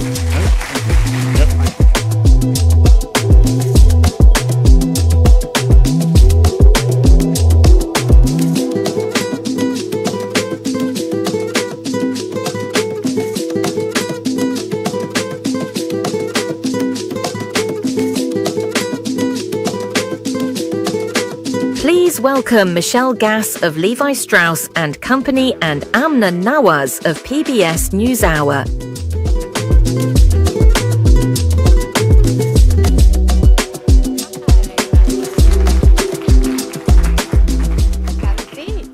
Hello. Hi, everyone. How are we doing? Excellent. Great. Still with us. Michelle, great to see you. Thanks for being here. Great to be here. Thank you so much. Okay, so this session is called AI's Next Chapter. I want to point out that you are the head of a 170-year-old company. How do those two things go together? Yeah, well, when you think about Levi Strauss, I mean, we are a little over 170 years old, and we have seen so much over that time, right? And so many global big moments, and we're in one now with AI, and I'm sure this won't be the last. And I think it's really exciting for us being in San Francisco as well, because there's so much innovation and excitement and energy around AI. Yeah. So we're leaning in. And I think, for a brand like ours, it's important to always stay true to who we are, but think about how AI can propel our future. And so we think about it in terms of process, product, and people. So if we start with process, I mean, we are right now, we can talk a little bit about our strategy, but we're a company that's been known for the best jeans on the planet for decades and decades, and we're evolving to become a head-to-toe denim lifestyle company, apparel brand. And so we are rewiring the organization to really be in service to that, also become much more of a direct-to-consumer business. So as you might imagine, for a company that's been oriented one way and to make this pivot, we're kind of changing everything up. And AI is helping us rewire all these processes, do it much more efficiently, Second, on product. I mean, this is our craft, right? It's Levi's jeans, and we're known for authenticity. But how can AI help create, capacity for our people and help their imagination as they design products? Yeah. And then lastly, as it relates to people, I mean, we've got to maintain that human touch, right? That emotional connection. But we're leveraging AI to enhance our experiences online and even help our people in the stores. We call them stylists, who help style our fans. And we have, our version of a ChatGPT, we call it Stitch, so that they can ask it anything so that it helps their confidence with consumers. I just want to point out, too, as you mentioned, head-to-toe denim never has head-to-toe denim like this. This is like the best suit at the entire summit. I'll just say that now. Thank you. There have to be unique challenges to what's really, you're a true legacy institution, right? And you're operating in like a modern digital age. So does that fight the effort to appeal to a new generation of consumers? Not at all. Again, I think why Levi's has been so successful throughout all of these years is that we have been true to who we are. We've never been frozen in time, but we like to say we're a brand with a heritage, not a heritage brand. And never, even today, has the brand been so relevant to generations of fans. We really operate at the center of culture. And if anybody happened to catch the Super Bowl this year, it was hosted at Levi's Stadium. We did an ad during the game, which we hadn't done in over 20 years. And if you see the ad, it really showcases both global and local icons and how we connect with our consumers. So no, I'd say the brand is as relevant as ever. And we just reported our quarter last week, and we had a fantastic quarter. Sales were up 14% on a reported basis. Wow. Profits are up.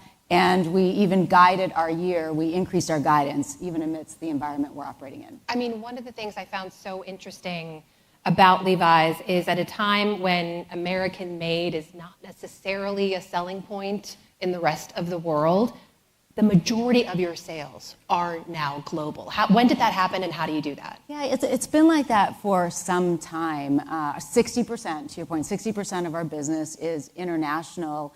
And while we are an American-born brand, we're seen around the world as really a global brand. And I think it's because we've always been so steeped in our values and make sure that we are this global, iconic, beloved brand, but that we're really relevant on a local basis.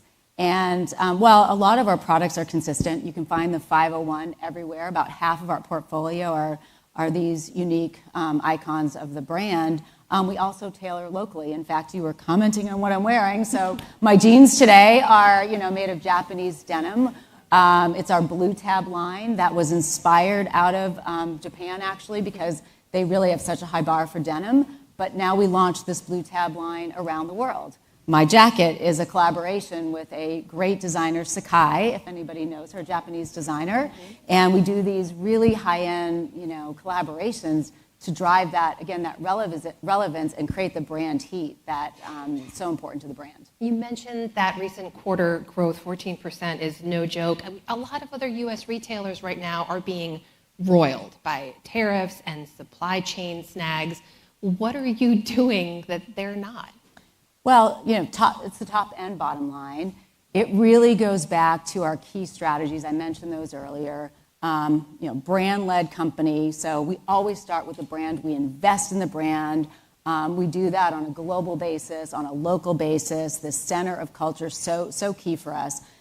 Second is we're making this pivot to become much more direct to consumer. We are now 50%. So historically, we've been a business that's been wholesale, selling through others. And again, I was mentioning that's how the whole company over time has been oriented. We're making this pivot.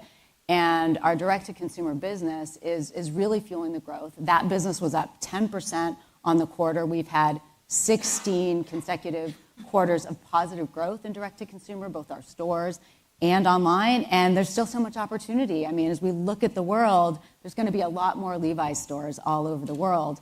And it's the product. So mentioned head-to-toe denim lifestyle. We're by far the leader in jeans, as you'd expect. But we're just getting started on everything that goes with jeans. So tops and sweaters and jackets and you name it. It will always, though, be rooted in our heritage around denim. But the consumers are voting, and they're saying they want us to deliver this product, and we're happy to. I want to know more about how you view your role as a leader at this company, but also just in this time when being a CEO is very difficult for a number of reasons. I want to point out, too, that your background is actually in engineering. Mm-hmm. You self-identify as an engineer, yes. which is unique. I self-identify, and I guess my degree would say that, yes, way back in the day, yeah. But talk to me about how you view that background, how it plays into the way you lead the company today, and this idea, you say this a lot about working and leading with your values. You talked about this in a recent commencement address too, right? What does that mean for you and Levi's? Well, so there's a lot in that question. First, I'll just check the box on the engineering piece, which is, I guess I've always been a curious person. I love solving problems. I think engineers, that's sort of where their DNA comes from. And so whether that's on a technical problem or solving issues around the consumer or leadership, I always approach anything, I guess, with a problem-solving mindset. And you're always learning. And I think as leaders, you never have the answer.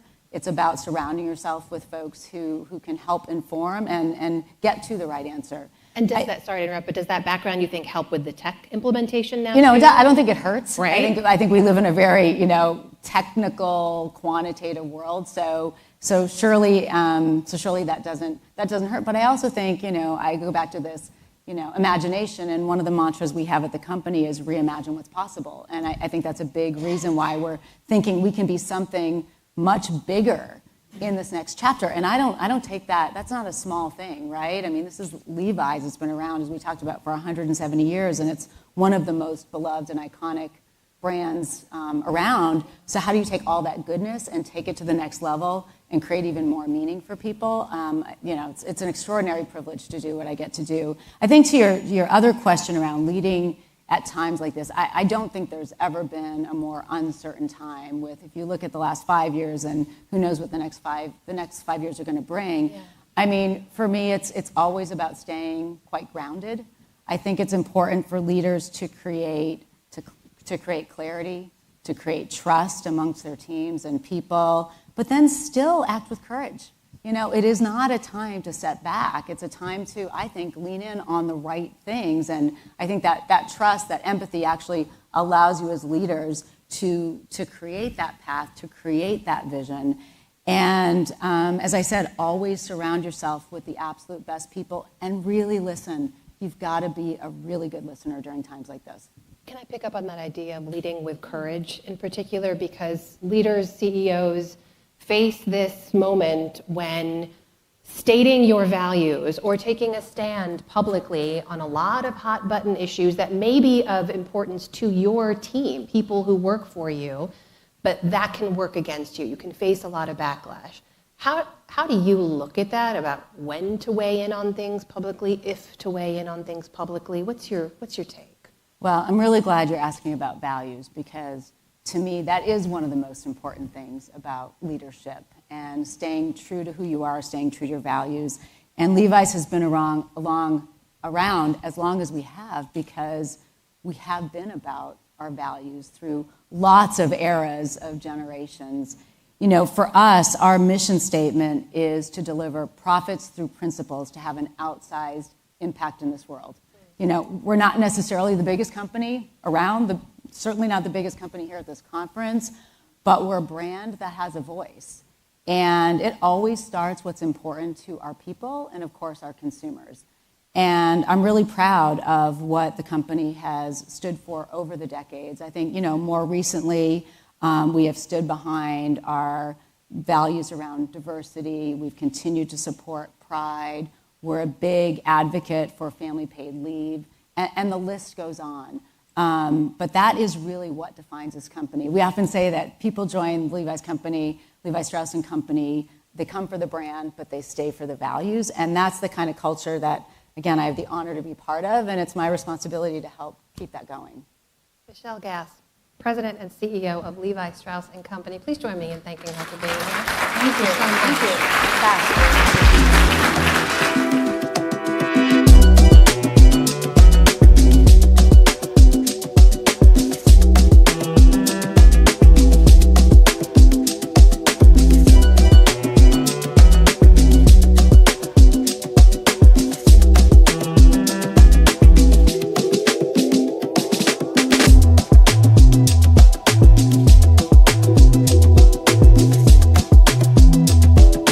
Please welcome Chris Borner of Bristol Myers Squibb and Christine Romans of NBC News.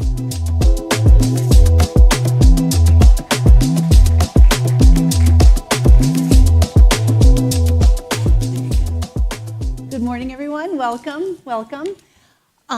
You told me that you think we are in the second inning of the AI revolution, and that the benefits of AI for you, for the economy so far, have been efficiency, not yet transformation. Talk to me about where we are in this game and when we'll really start to see the transformation, what it'll look like in the medicine business. Well, first of all, thanks for having me here. I think that's right. Look, I think our view is that AI and this technology is going to transform healthcare, and it's going to transform every piece of the value chain of what a company like Bristol Myers Squibb does. Everything from the quality and quantity of drug candidates that we bring into the clinic, the speed with which we're able to develop them, and the probability that we'll be successful on the back end, to ultimately how we ensure that our medicines get to the right patients and change outcomes, which is what we're in the business to do. So that whole continuum, I think, will change. But I think it's also important to recognize we are still very early in this process. Most of what we've seen, and I think this is true of our counterparts in the industry, has been doing things that we already do faster, with less cost. But ultimately, the ambition here is to transform the whole process, invent something that hasn't been invented previously. But we also have to be smart about the fact that this is a very complex process, and we want to be careful of being overly hyping of this technology. So when I hear CEOs say this is going to cure cancer in our lifetime, I hope that's true, but I think in all likelihood it's going to be much more complex and it's going to be a slower process. You called that naive when we were talking earlier, Yeah. to think that in 5 years AI is going to cure cancer, but it could help you develop a drug that never would have been developed. Absolutely. I think in the long run that's true. But just to sort of contextualize the complexity here, the human body has roughly, we estimate, 70 trillion cells built upon 7 octillion atoms. And for those of you who don't know what an octillion is, it's a number with 27 zeros after it. It's a big number. So any change in those cells or atoms is the source of a potential disease or a potential cure. So in some ways, it's a computational problem, screams AI. The problem is we know less about these diseases than we know. And cancer in particular is not one thing. It's a panoply of things. And it has this unfortunate quality that it's constantly changing, and it changes even faster when you treat it. And so I don't think we should underestimate the immense complexity here. Having said that, in the long run, I see no impediment to this technology fundamentally transforming human health, and that's why we're investing to be on the front end of delivering that. Do we know how long that's going to take? Look, the diffusion of technology is something there's been a ton of academic work done on. And you look at the transition from the steam engine to the electric engine, that took 40 years. You can do the same thing for computers and the internet and the iPad. I think this technology will diffuse much faster. The pace of change is so immense. Anyone who says we're a leader in AI, I immediately go, okay, by the end of the day, you probably won't be. But I think that, in some ways, the way I think about it is there's kind of this tension between what is the next new model versus how do you get economic value from the models that exist today. I am squarely fixated on the latter while we're staying on top of and connected to the former. Because I think the real opportunity we have is to take the technology that exists today and get economic value from it and find ways to implement it and increase the diffusion of that within our own organizations. When we talk about prescription drug costs in general, an affordability crisis, some would say in the United States, and they can point right to healthcare. Can AI drive down costs for what American consumers pay for drugs and for medicine? Absolutely. I think in the long run it can. When you look at the cost of the healthcare system, we were just discussing this actually, 50 cents of every dollar that is paid for a prescription drug goes to somebody who didn't invent that drug, took no risk in the development or the commercialization of that product. That's all going to what the president calls middlemen. Right. And I think that and frankly, any one of us who's had to interact with the healthcare system doesn't scream simplicity, does it? So I think that our opportunity is to use this technology to make that system less complex. And when you look at this on a global scale, the average cost for healthcare in the United States is roughly $12,000. When you look at the average cost for healthcare in the industrialized Western countries, it's about $6,000. So what's the difference between those two?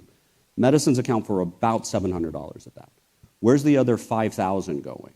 It's going to physicians, it's going to hospitals, and it's going to middlemen. If you want to get a control on healthcare costs, you have to go after those things. And I think AI has the ability to help us do that. You mentioned the president. You've managed to secure an exemption from tariffs for the next few years, I think, so as you invest in the United States. And the president has started this Trump RX, where there are some Bristol-Myers drugs on there where people can go through a portal at the White House and buy drugs. The White House efforts to lower prescription costs, are they working? Well, I think the president has taken a multifaceted approach to this. And like any policy, there are things we agree with and things that we don't agree with. I think the fixation on most favored nation is something that we've been very clear, and I've been very clear, I have concerns about. On the flip, why? Well, look, it goes back to what I just said previously. When you look at how foreign countries keep control of healthcare costs, they mandate a specific price. And the way that, if you look at every single one of those cases, what comes with that is restricting the access to new innovation and delaying when patients have access to it, not by months, but in some cases, when you look at places like Canada, the UK, Germany, and France, years. And so, given the fact that most of the research and development that takes place in our industry is taking place in the United States, I think Americans deserve access to the most innovative medicines, and they deserve access to them quickly. And I think you can't get away from the fact that when you bring in these foreign approaches to dictating price, you bring in the bureaucracy and the rationing that comes with it. Now, on the flip side, the president has also been clear that middlemen in this complexity has to be dealt with. And one way that he has tried to do it is he's encouraged kind of going direct to consumer. That's what Trump RX does. But even before the president went there, we actually created our own platform to take our medicines where it made sense directly to customers. And so, for example, Eliquis, which is one of the most prescribed cardiovascular medicines in the world, we made that available well before Trump RX, and where it makes sense, we're going to link those two things together.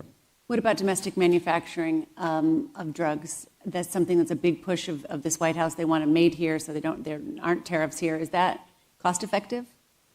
Well, we manufacture a large percentage of the medicines that we have in the United States. We've made commitments to the administration to increase the amount of domestic manufacturing as well as other technology investments that we're making in the United States.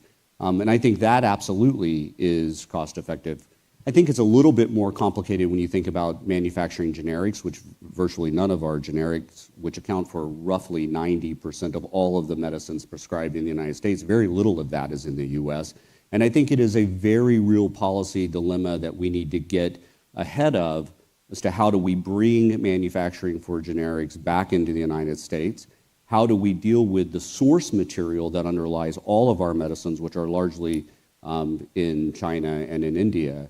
And I think those are very real issues that we need to be mindful of. I mean, it would be more expensive, I'm assuming, to have to domestically source all the ingredients and domestically produce generic drugs. It may be more expensive, but I think we need to be creative in how we think through potential policies because, yes, there is an expense associated with that, but there's also a security concern with not having those here.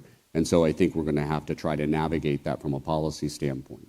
Inside your organization, for many of the leaders in this room and at this conference, how are you using, if AI at this point is still second inning, still efficiency, not yet transformative, how are you using it in your organization and how are you telling all the people who work at Bristol-Myers to integrate AI into their workflow?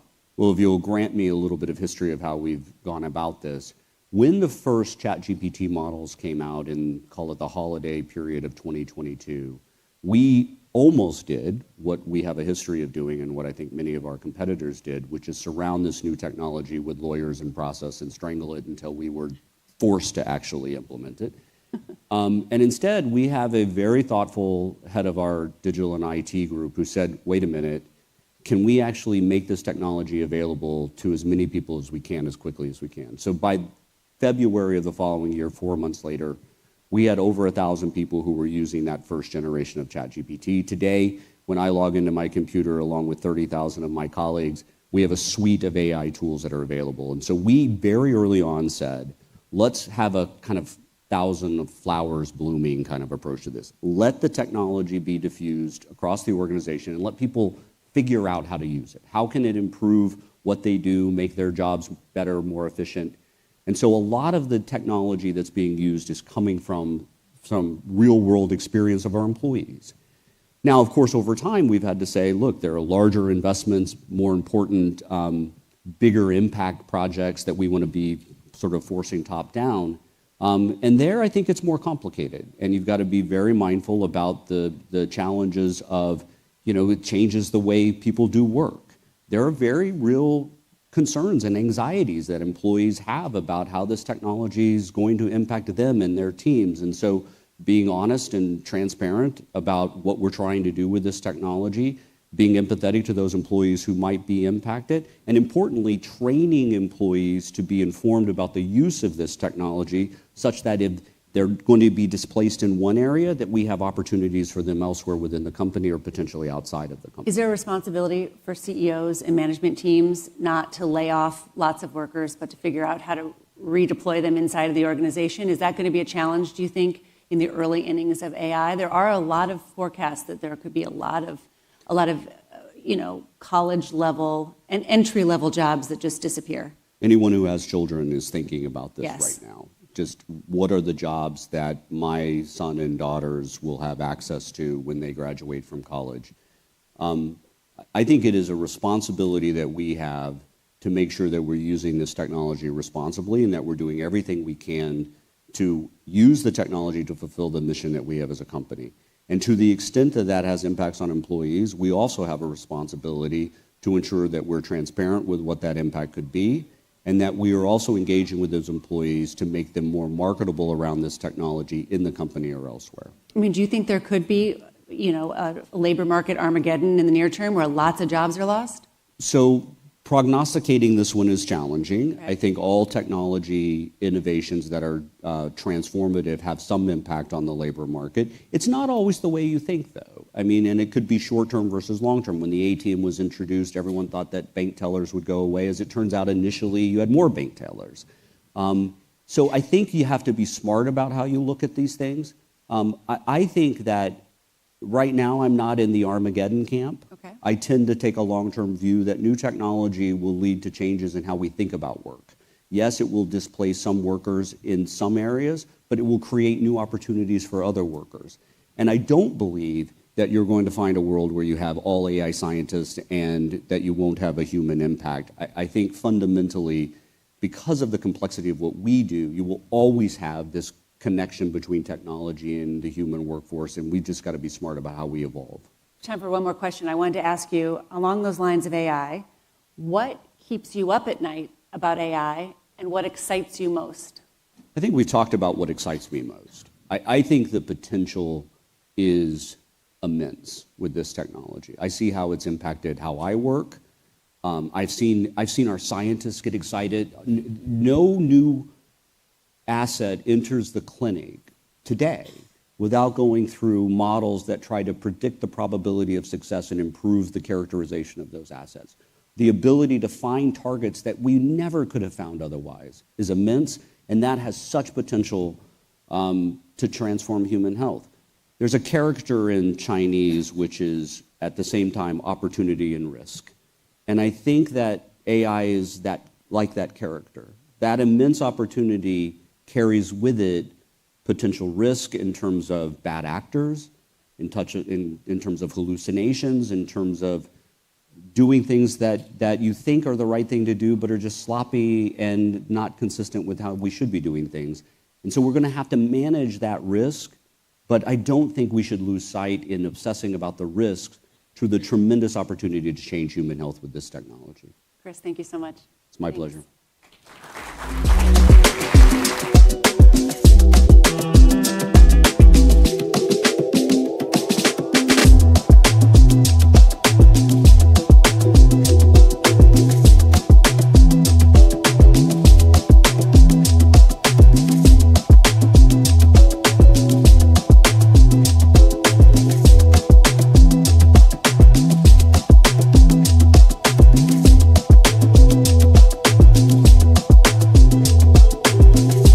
welcome Amir Paul of Schneider Electric and Justin B. Smith of Semafor.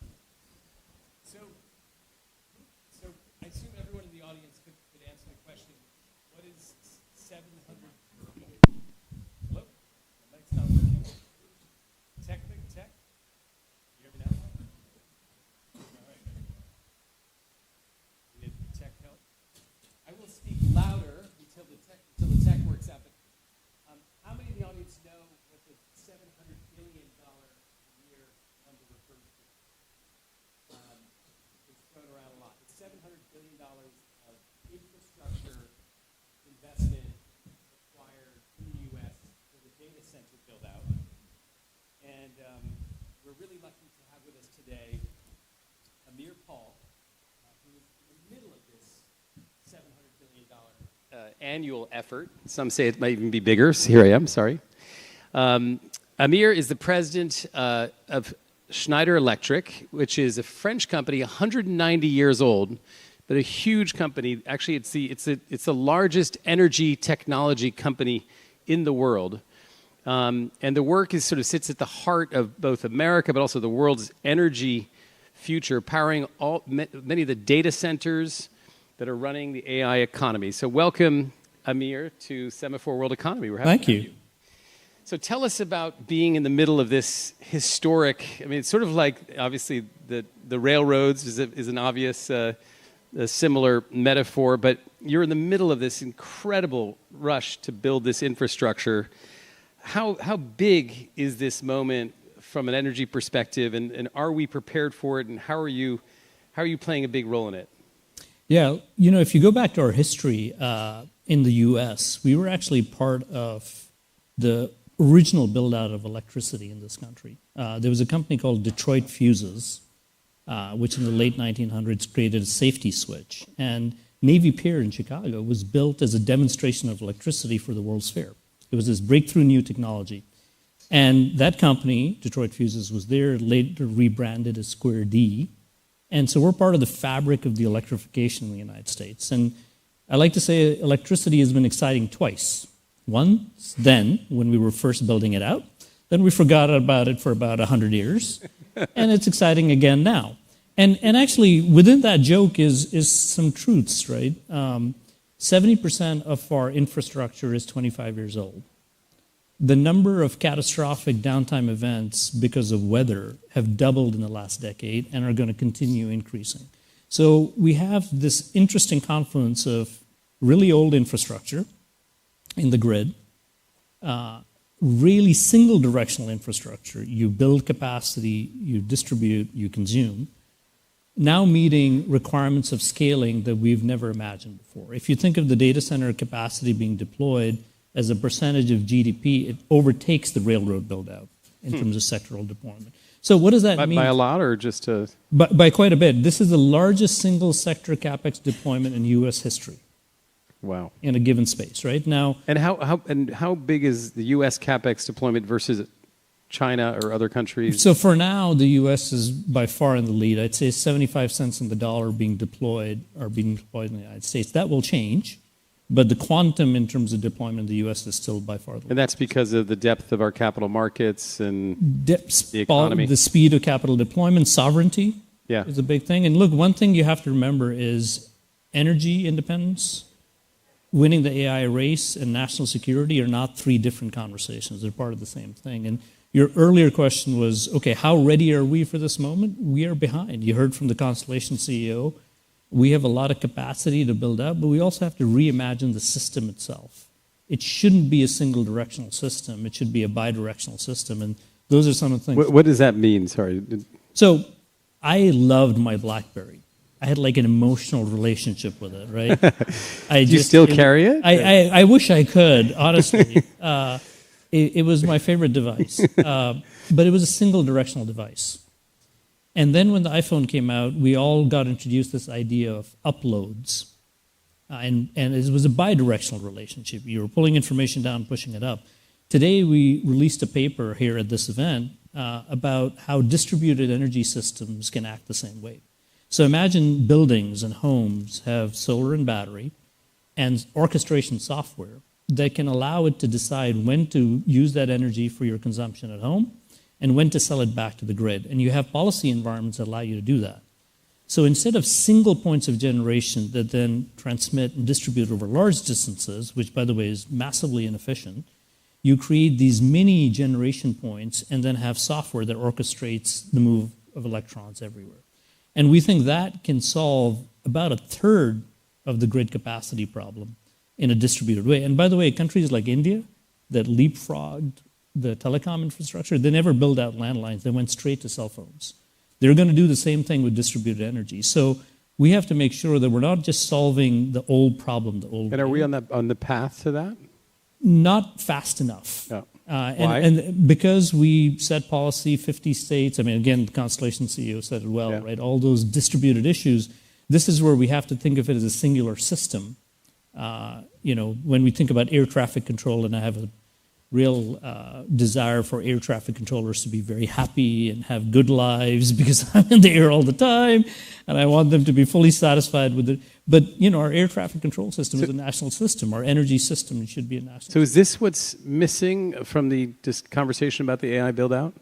Or what else is missing? I think there are three things that are missing from that conversation. Number one, we have to solve the energy dilemma differently, and bring your own power with behind-the-meter solutions is a part of the solution, but not the full story. Second, I think the labor conversation is a big one. We don't have enough electricians. We don't have enough construction workers to keep building at the scale we want to build. So everyone says land availability, power availability. Well, labor is quickly going to become a constraint, which means we have to industrialize the process and actually pre-build in modular ways this infrastructure. And then lastly, we have to make sure that the build-out of data centers is a net positive.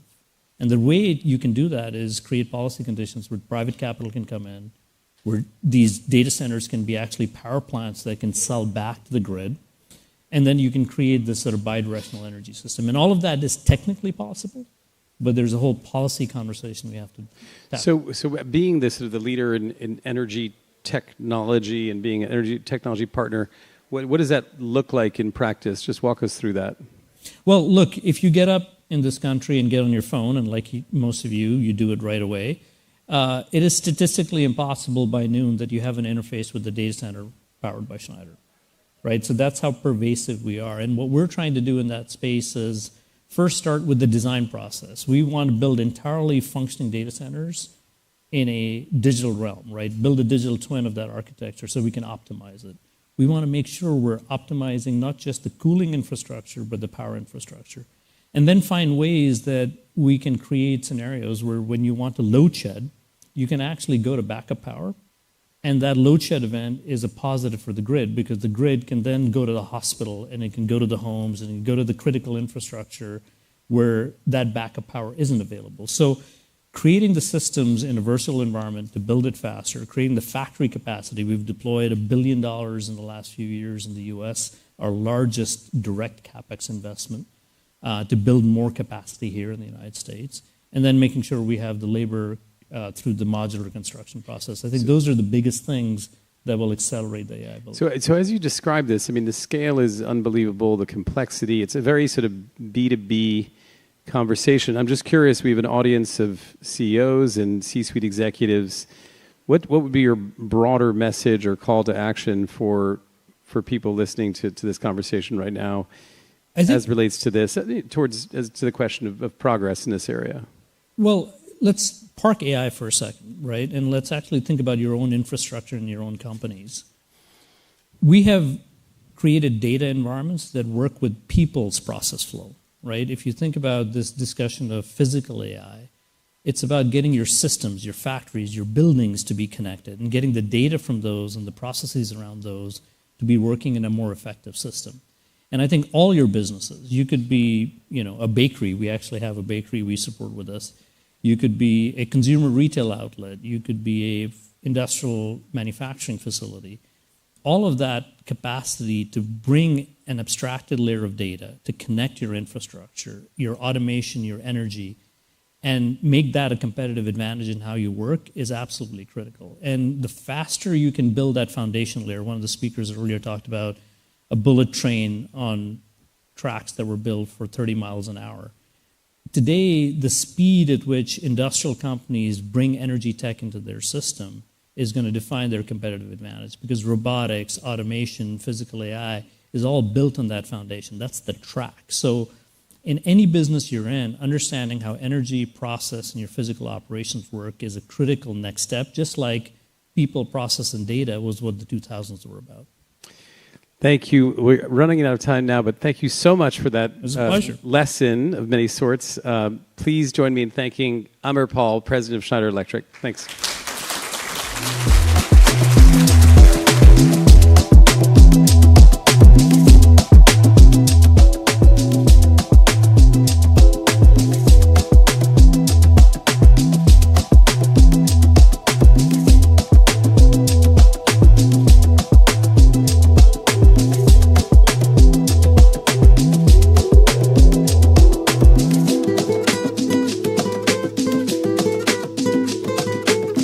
Please welcome Kate Johnson of Lumen Technologies and Gina Chua of Semafor.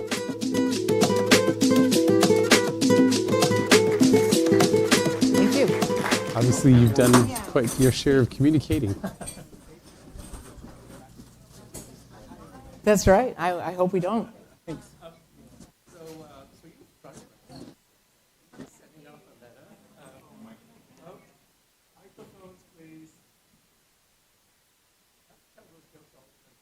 Yeah, apparently. Do we have a hand mic for Gina? I'm on. Yeah, your mic's not working. Can I get a hand mic out here,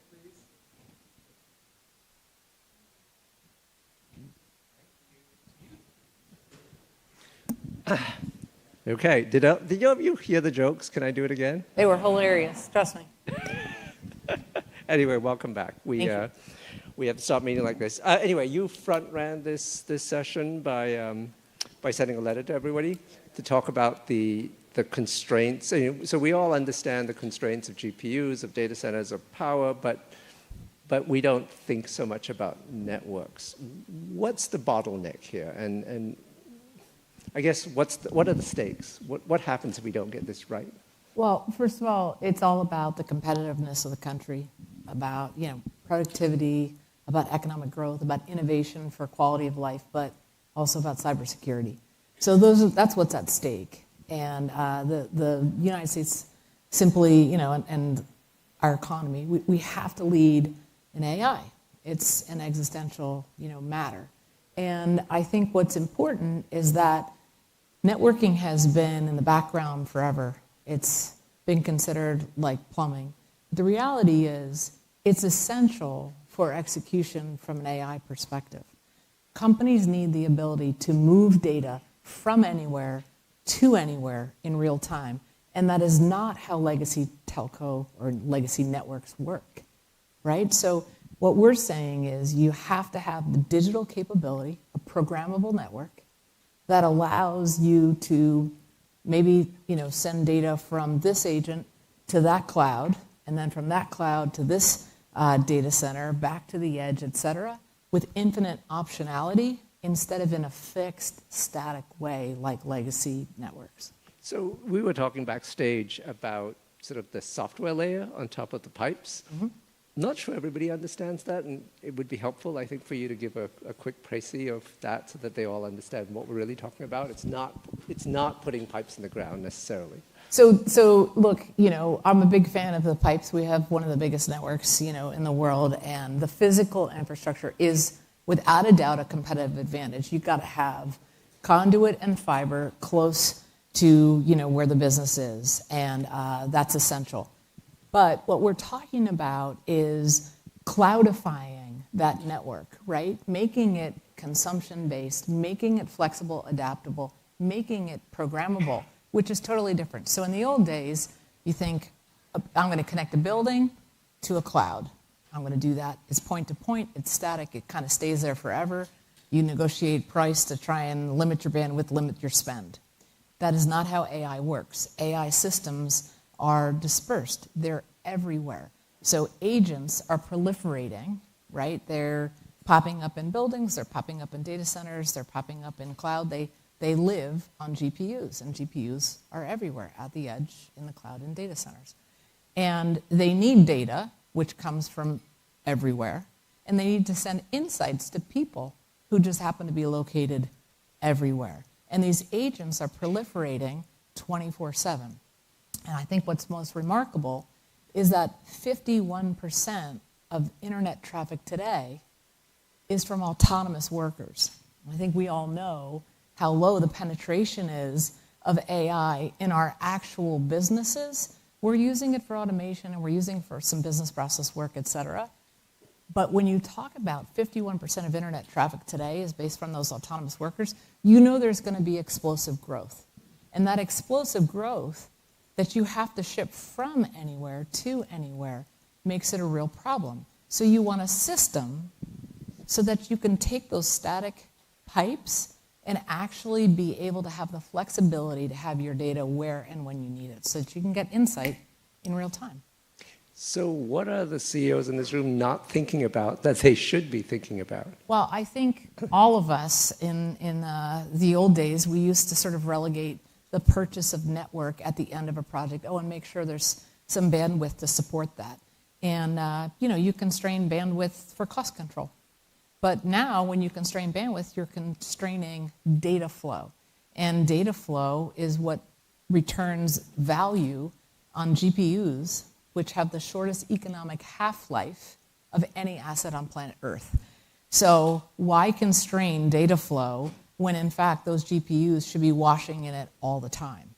It's not the right focus. The focus should be on the productivity of the AI system with network considered at the same level as GPUs, as power and energy, as data, as talent, and all the other things, and models, everything that you think of from an AI system top to bottom. So let me just come back to the pipes for a second while we move off the software. Mm-hmm. So the network business is a mix of basically civil engineering and software, and you do have to put pipes in the ground, and I think you told me you have 58 billion miles of new fiber that's going to go in the ground. To what extent are there real bottlenecks to doing that? Permitting reform, right of way, that kind of thing? Yeah. And if you had a magic wand, what would you change? So the physical network, again, provides proximity to the businesses, which is essential. And when I started this job in November of 22, we had 12 million fiber miles in our network.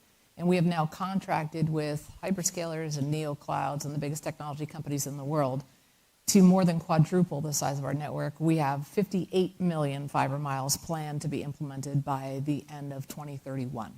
So it's a massive expansion. So without a doubt, the physical part of the story is table stakes. It's where everything starts. And when you're building a route from Augusta down to Houston, you actually have to make sure that you pull fiber through the conduit. If the conduit's not already there, it's a bigger project. We just happen to have a lot of conduit already there.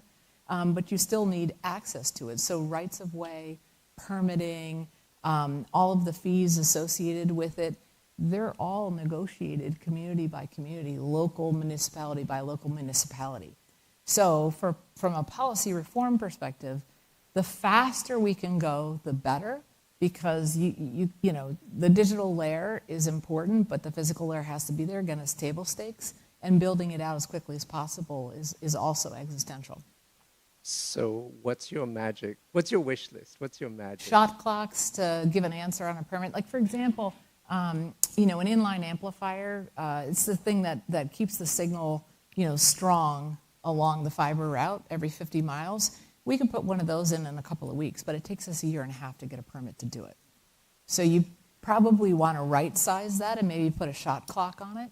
You want to manage the fees associated with it, because if you go outside of the time it takes to apply for the permit and you don't get an answer, there could be more fees associated with going into that municipality and managing it. We basically want to take the roadblocks away. So I remember the last broadband rush, and I was not around for the railroad rush. That was a long time ago. But clearly there was a lot of overbuilding then, and there was a lot of overbuilding in the broadband rush, although I guess you're taking advantage of that now. How do we know we're not in the same kind of overbuilding boom? Well, so from a network perspective, the first thing is, that those facts that I gave you about building the network from 12 million miles to 58 million fiber miles, that's all been purchased already by hyperscalers, neocloud companies, technology companies who are building the models. They see the data required. They see, what's needed in order to support their AI aspirations. I think that's very different than when networks were built back in late 90s, early 2000s, and there was, a bubble, because it was telecom companies building, hoping that, field of dreams, build it and hope that they come. This is completely different. We don't build one of those routes without the demand for traffic to support it. And it's all prepaid, so it's real. I know this is not the way you would put it, but if they're wrong, it's their problem. It's not your problem. Well, I think they're very committed to it, and it's essential for them to deliver, their AI aspirations. So here we are. We're also discovering, I think we always should have known this, but now we are discovering how much infrastructure is a vulnerability to attacks, physical attacks in the Gulf and digital attacks. We've now had the Mythos moment where we understand that there are vulnerabilities that exist. How do you think about needing to harden those assets, and how do you think about this from a national security point of view? I think everything that I've been talking about in terms of programmable networking is essential for cybersecurity. That's why this is so important. That's why I wrote the letter. It's important for the competitiveness, for sure, but it's also important for security purposes. And what we're seeing is there's more than just one company building new large language models that are more powerful than ever, that are able to deliver more capability than ever. It's a collection of companies. We work with all of them. And our superpower is really security at the network layer. And that's important because that's where bad actors go first. They sit at the network layer and they observe and they collect infrastructure. They use proxy networks to inspect and to create, an identity for a moment, and then it goes away. And, in the old days, like last week, it would take a fair amount of time for a bad actor to develop enough intelligence to spot a vulnerability and then to eventually attack. What we do is we look at, the network. Black Lotus Labs is our threat intelligence capability. And we identify signatures, we identify threats, we see the patterns, we collect the information. Just as they're making progress collecting their information, so too are we, identifying them. And the pace of change now is really remarkable. So instead of weeks, months, years of going from start to finish on the bad actor journey, it can go very, very quickly. So it really speaks to the importance of all of us having these large language models for defense, because those models, in the hands of a bad offense, is actually quite threatening, which is why we have to have infrastructure, chips, power, and networking that supports our ability to be able to act quickly. So your background is in software, not telecommunications. I'm not sure you would say you run a telco, but I guess to some extent you We call it a digital networking services company now. Fair. So walking into this business, what did you see that perhaps a long-time telco executive would not have seen? And how does that make you look at the business differently?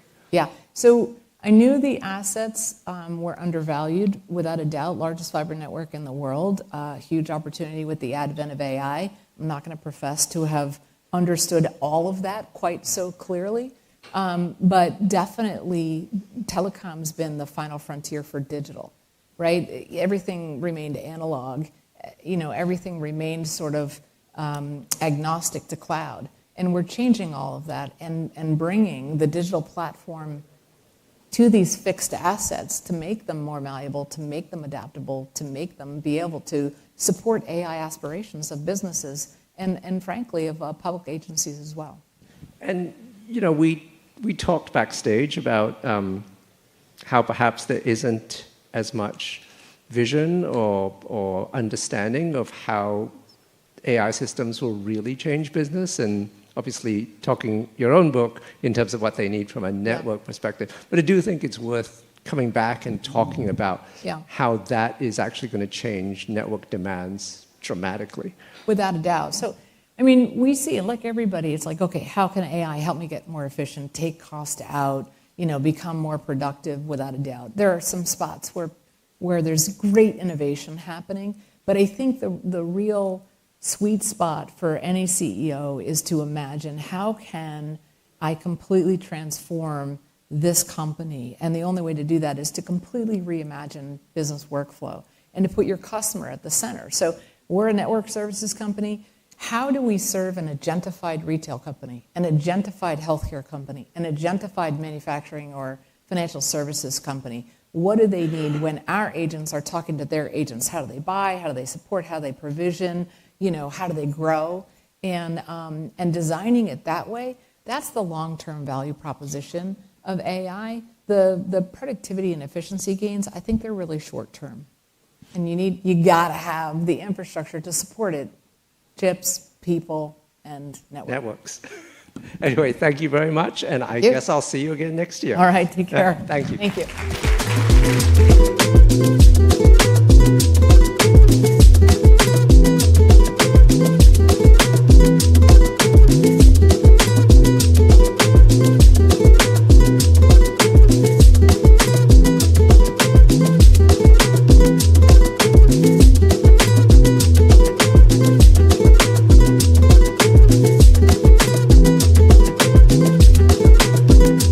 Please welcome Jim Lanzone of Yahoo and Yinka Adegoke of Semafor.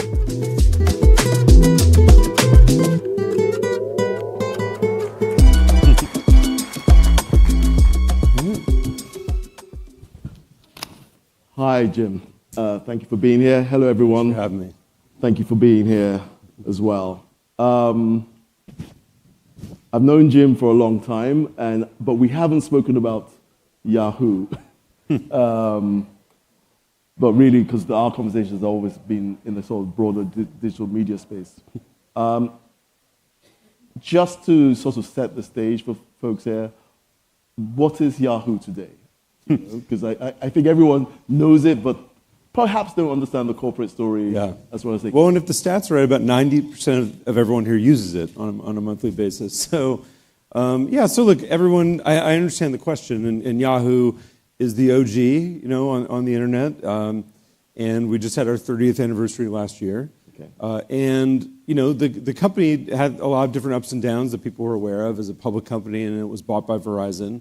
In 2021, Apollo, the private equity firm, had the vision to spin this asset out again as a standalone company, and it was an incredibly smart thing to do because through all of that, Yahoo continued to be a powerhouse on the consumer internet. So still number one in finance, number two in sports, number two in email to Gmail, number one and number two in news every month as an aggregator sending traffic to others.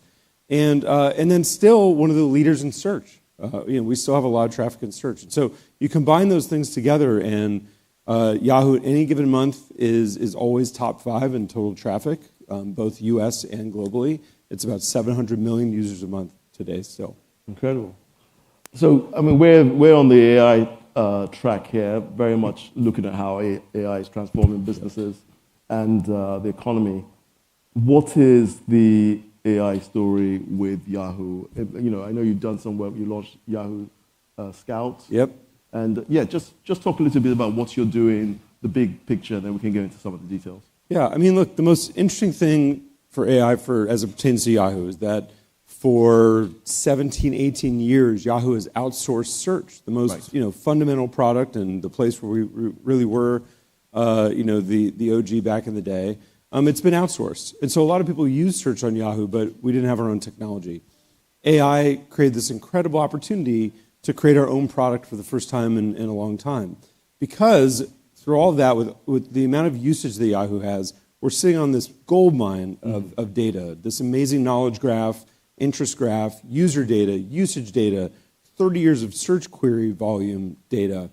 And you combine all that together, and it creates this incredible basis. If you apply AI technology, search technology, to that data, it can create incredibly unique and powerful answers that are very, are very unique to the space. So most of these chatbots were all trained the same way. They sucked in the consumer internet, usually without asking permission, and process that data and predict the next word, essentially. Whereas we are packaging our data, sending it to a lightweight model that then is processing on that data and returning incredibly relevant but also unique results. That is called Yahoo Scout. It's at scout.com, and is providing us now this new way forward in search that is our own product that leverages AI, or is AI, and to create this answer engine. At the same time, on the same day that we launched that, just 2 months ago in January, we also launched the Scout Intelligence platform. So not only do we develop this technology in-house, proprietary to us in search, but we also, on the same exact day, launched all that technology on every property that we operate. So it's helping you understand the stock market or a particular stock on finance, helping you set your fantasy football lineup. It's extracting information from your email to surface actions back to you, so you don't have to go sifting through it to understand, the thing from your kid's school, or the thing, the trip you're planning to take. It provides it right there for you. So that is everywhere across Yahoo on the exact same day. And so now AI is the new underpinning for every consumer product that we operate. And is that the AI itself, the technology that you leverage, is that your proprietary technology, or is that something you partnered with? Yeah, so a little bit of both. We acquired a company in the summer of 2025, led by a guy named Eric Fang, who was a luminary in search. And so we brought them in and put them in charge of consumer search. So all this technology was built in-house. We then, but we partner with Anthropic. They have a lightweight model called Haiku. So we're not using Anthropic results. There are results. They're very unique to us, but it uses their model and their weighting applied to our data to return to us to render in a really, I think, unique user interface that is very, it has a lot of personality. It is very rich from a UI basis. And we can talk about the other thing that it does that we're very passionate about is actually really considers the open web, which is where all these answers came from in the first place. Right. All, again, no matter what chatbot you all use, the way that they were created was by scraping the internet, originally.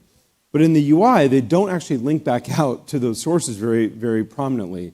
There are little footnotes. We all know this at the end of these things, sometimes very hard to find. Whereas on Yahoo Scout, we've brought blue links through this process, and we link back out to the sources of content, very actively in all of our results. That's both good for the publisher because it allows them to have healthy, thriving businesses because they're not going to make enough money licensing their data to AI companies. And at the same time, provides the user with a really easy ability to check the sources for the answer, which, again, these things hallucinate. They're not always accurate. In our case, I think our answers are more accurate, but we also give you the ability to check the source. Yeah, no, we the publishers, thank you. Yeah, no, it's incredibly important, and I think it was forgotten in step one. It did not have to be, but it was. So we're trying to show the pathway back.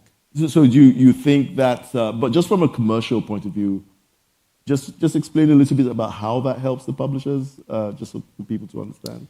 Well, if you think about, again, the last 30 years, back to the original Yahoo, right? What was it? Netscape had been created. Yahoo was the first thing really created to help you find what you were looking for online.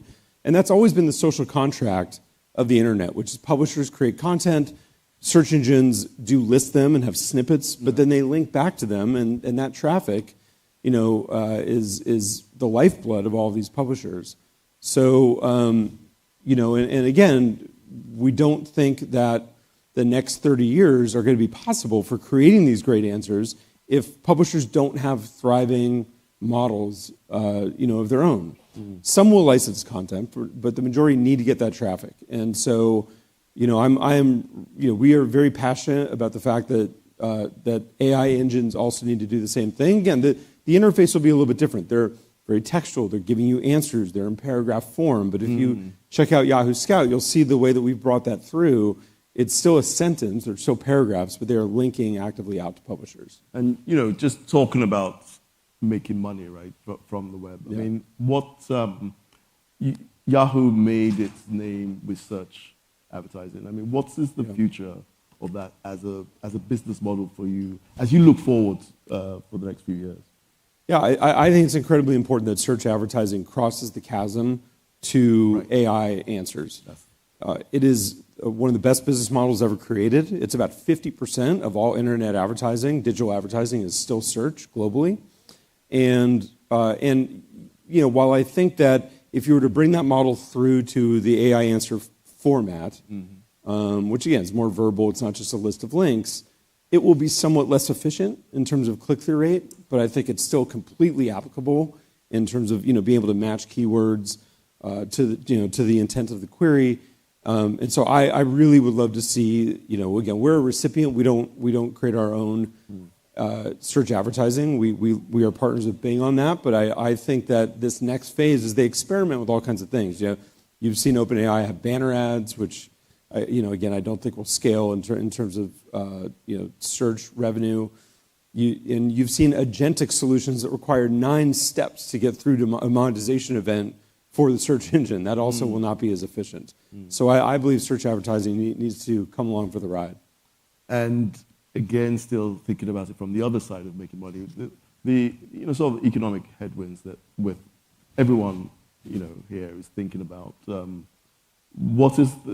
do you think the advertisers are thinking about this movement going forward? I mean, for what you're seeing at Yahoo and the clients that you speak with. Well, again, it's a little inside baseball, but search engine marketing is, as everybody who plays in that arena knows, is very closely related to organic search traffic. Yeah. So they both need to come along with this new era. So 2026 will be the first year that digital advertising crosses $1 trillion globally. I think about 70% of that is digital, and again, half of that is search. And so, I think not only does it need to come along, but it also, in some ways, is insulated because search advertising is performance marketing, and performance marketing is the last thing to be cut. So as we'll see what happens here with the global economy as a result of the war.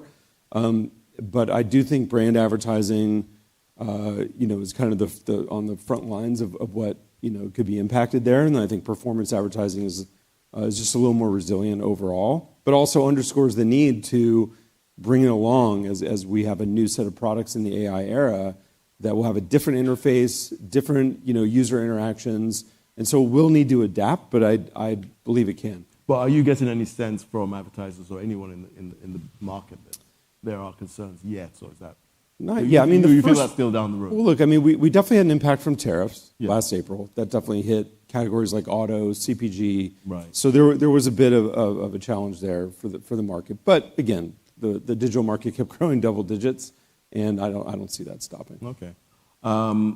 Just to talk a little bit about the future of Yahoo, the corporate being, obviously you're under Apollo. And what is happening now? Because I think about 3 years ago you were already talking about going back to public markets. Where are we now? How are you thinking about it? Yeah, I mean, I think being public again would be a natural evolution, for us. I think it has been very healthy for the company to be private, and we had a lot of transformation work to do, especially the first 2 years. We're through that now. The business is doing great, and I've done a few turnarounds in the past. If you do it right, you always wind up in the same place, which is you earn the right to then go play offense. And so, about mid-2024 is when that happened for us, not only on the consumer side, but we also have been developing one of the ascendant ad tech platforms in the space with the Yahoo DSP, demand-side platform, where we are taking our data goldmine and we are helping advertisers buy advertising on the rest of the internet, so using our data to be able to target. Yahoo inventory is only about 10% of that. We're partners with people like Netflix and Spotify, so that's been a real entrepreneurial venture for us and is turning into a juggernaut, really growing in that space. And then on the consumer side, we started by relaunching every single Yahoo product is brand new. So that was step one, and then coming through that was when we were able to start to develop our own AI products, which, again, I don't think when we bought the company in 2021 was something that was easily understood. You thought it would be a more classic turnaround, but it's really amazing that you never know what's going to happen in this space. And the fact is AI just created this huge window for us to be able to go innovate again on behalf of our users. And again, I would say that when you think about running the company and our management team, one of the great things is, it would be great if the whole world, loves Yahoo Scout and starts to flock to it right away as a brand. But we have the surface area of 700 million users a month. It's 250 million in the US, 50% of whom are Gen Z or millennial. So we've already kind of crossed into a new audience as well. And so we can distribute Yahoo Scout through our own platform, which you're seeing with, if anyone has seen Gemini and rising in the rankings against ChatGPT, or Grok rising through the rankings, same thing, right? They've been distributed through their own networks, and with Yahoo, we'll do the exact same thing. So when are you going to? I'll call you when we start to go. But yeah, a little too early to call that. Yeah. Okay. Jim, thank you very much for your time. Thank you. It's been a great conversation. Thank you. Thanks, everybody.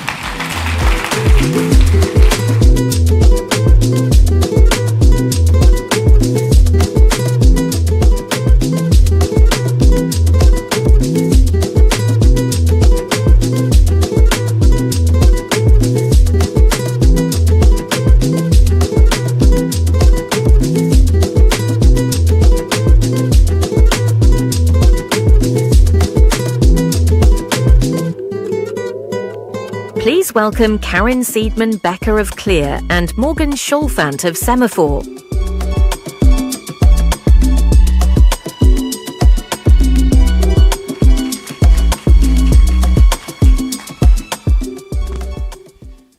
Karen, thank you so much for coming.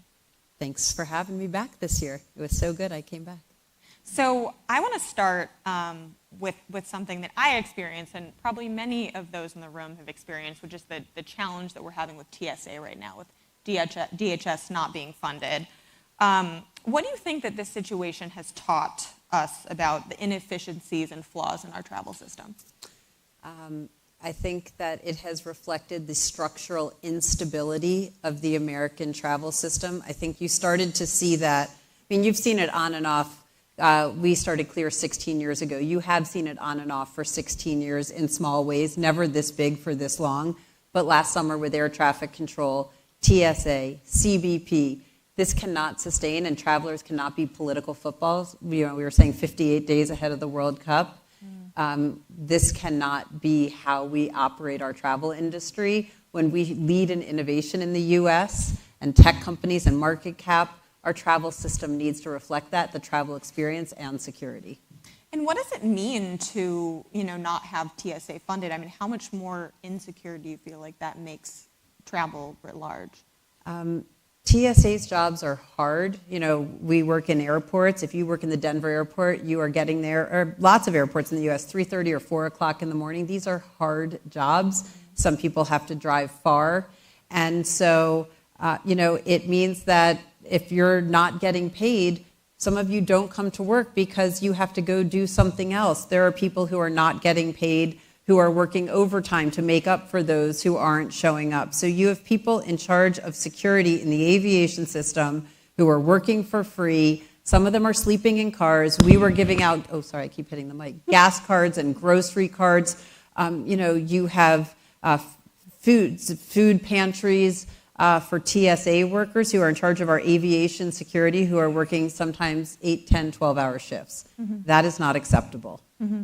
And I mean, what's the impact on a company like yours? Obviously, it's risen the public profile of Clear. You're also probably benefiting from this, or I guess how does it impact you? The way it's impacting us is certainly, look, we've been around for 16 years. We have over 40 million members on the platform. We're a public company, and we've been partnered with airports for a very long time. But it does reflect the power and the importance of public-private partnerships. It does remind airports that you need innovation, automation at no cost to taxpayers, that the procurement system is slow, but the threat environment evolves more quickly. And so the need for the Clears of the world, the need to partner, that the government cannot do this alone, that they should not do this alone. And, we really were there. We were there in COVID. We were there now helping in many different ways, not just in deploying e-gates, which are quite magical, but in having the Clear ambassadors help with divestment and other things. There's so much more we can be doing on both the travel screening, the employee screening. And so I think it's an appreciation for the private sector who shows up every day and says, we're here to help, we have capital, and we want to be part of the solution. And they're not just words, because when times are tough, we are there. And so I think it really changes the way that our government and the state and local partners that we have will think about how we can be part of the ecosystem going forward. Mm-hmm. And, myself and my team have, been covering Congress for a long time. We're obviously very cognizant that it seems to be getting harder and harder for lawmakers to get anything done, including funding the government. Which leads me to my next question, which is, what happens if this keeps happening with DHS funding lapsing like this? How worried are you about that? Look, I'm very concerned because it's part of the security ecosystem in a day today where, the world is less safe. So I think that, we pay airports a percentage of our revenue. We continue to push innovation and public-private partnerships. I think there are some things that need congressional approval. I think there are other things that can happen at the state and local level. Many airports are run by mayors, city councils, things of that nature. And, we're a qualified anti-terrorism technology. There's a lot more that we can be doing, and I think it gives us the opportunity to do it. We've got to move further, faster together. We cannot be inferior to Dubai and London and Tokyo and so many other countries. It cannot be easier to do business there, to come into the country through customs there, to get through airport security, to transit airports. It is not acceptable. And so, we are getting louder, and quite frankly, travelers are getting louder. Everyone in here is a traveler. American travelers deserve more. Your experiences outside of airports have gotten significantly better, including on the airplane. Mm-hmm. But as I always say, like DoorDash, you can track your tacos and you can flag an Uber, and so much is easier. Travel is hard and getting harder, and nobody should accept that. And we're on the side of American travelers, and we're going to fight really hard to make it safer and easier. Mm-hmm. And I know you mentioned the World Cup. Are we headed to a potential nightmare scenario with that 2 months away, DHS not funded? I think that this administration is very focused on having America shine for the World Cup and America 250. And so I think there is a lot of incentive to get this organized before. And I believe that Congress also wants these events to be incredible and to make our country shine. We are competing against other countries who have had this. So I think there's a lot of incentives, and I think it's 58 days and counting, so we better get moving. We'll see what happens. When most people think of Clear, they think of airport security, but you're also actually partnering with the federal government on combating fraud. I'm wondering how that's going. It's going great. We have long been focused on being a secure identity platform. When we started 16 years ago, we said we didn't just want to be a travel-centric company. We wanted to be the de facto secure identity platform. And that is exactly what we are driving towards, whether that be verifying people at LinkedIn or partnering with DocuSign to ensure the fidelity and security of documents. But certainly, the Trump administration is focused on reducing fraud, waste, and abuse, starting with Medicare. And that is a place, there was a GAO report in December that said that there were 125 policies associated with one social security number, that 24 fake accounts were started, 22 got through. That is a tax on the system. And so verifying who you are and what you should have access to, and making sure that those who should have access to things make it easier for them. It shouldn't be so hard to log into all of these different experiences. And so we're really focused on that, and it's going very well. But also in healthcare beyond just Medicare, helping people kill the clipboard, right? Like, why are you having to fill out the same information again and again? You are you, and that's your healthcare information. So I think we can have a big impact on the healthcare system, and also helping from a compliance perspective and an efficiency, and most importantly, a patient experience and outcomes. And how closely are you working with the Vice President's office on the fraud issue in particular, just given I know that he's heading up that task force? So the executive order came out a few weeks ago, and we are in conversations with them. And they have a broad view of the different agencies that currently have fraud, from SNAP benefits to Medicare. And again, I think the focus is on making sure that those who should have access do, and make it easier for them. But certainly by reducing the billions, tens of billions, hundreds of billions of dollars of fraud, we are making the program integrity better for everybody. And are there other ways that you're discussing partnering with the Trump administration, beyond the current partnerships that you have? Well, right now we've been expanding from DHS and TSA to HHS, CMS, and now with this executive order. So that seems like a good place to start. I think when you look at fraud and you look at where identity is the tip of the spear for security. So you look at other places like IRS and Social Security, right? Making sure that you are who you say you are, and making sure you have access to what you should have access to, and making it easier for you to access is our key focus. And so I think that there's broad applicability there. And quite frankly, again, I've drank the Kool-Aid. I'm a deep believer in identity and total identity integrity. And I think in the world that we live in with agentic identity and things like that, it's getting harder. I'm pleased to see an administration that's focused on fighting fraud, waste, and abuse. And quite frankly, I think it should be a bipartisan issue, the same way I think travel should be a bipartisan issue. And I did want to talk about AI, just given that so many of us are focused on AI and kind of the way that it's transforming the U.S. economy, the global economy. I'm wondering if AI makes the work you're doing easier or harder? All of the above. So look, I think that AI with synthetic identities, with deep fakes, with agentic identity, getting the true, making sure you're a human, making sure you're the right human, and making sure you have access to what you should have access to, is, we say, connecting you to all the things that make you you is really important. So if it's not just me, but 100 agents of me, what, right, are they connected back to the right person, and what should they have access to, I think is massively important. So again, identity being the tip of the spear. We used to talk about identity 16 years ago. We really used to talk about biometrics, but it's not just biometrics. That's a how. It's identity. It's you are you. Like, why do I have to show my driver's license to get into a building, and then they give me a sticker, and then I swipe the sticker? Like, that doesn't make any sense. But you're saying who are you and what you should have access to. The same thing with healthcare. You give them a plastic card, which you get a new one every 6 months, and you can't keep track of, and that's to prove that who you are and what your insurance is and what your electronic health records are. Like, that doesn't make any sense. And so I think your face and other biometrics can do that.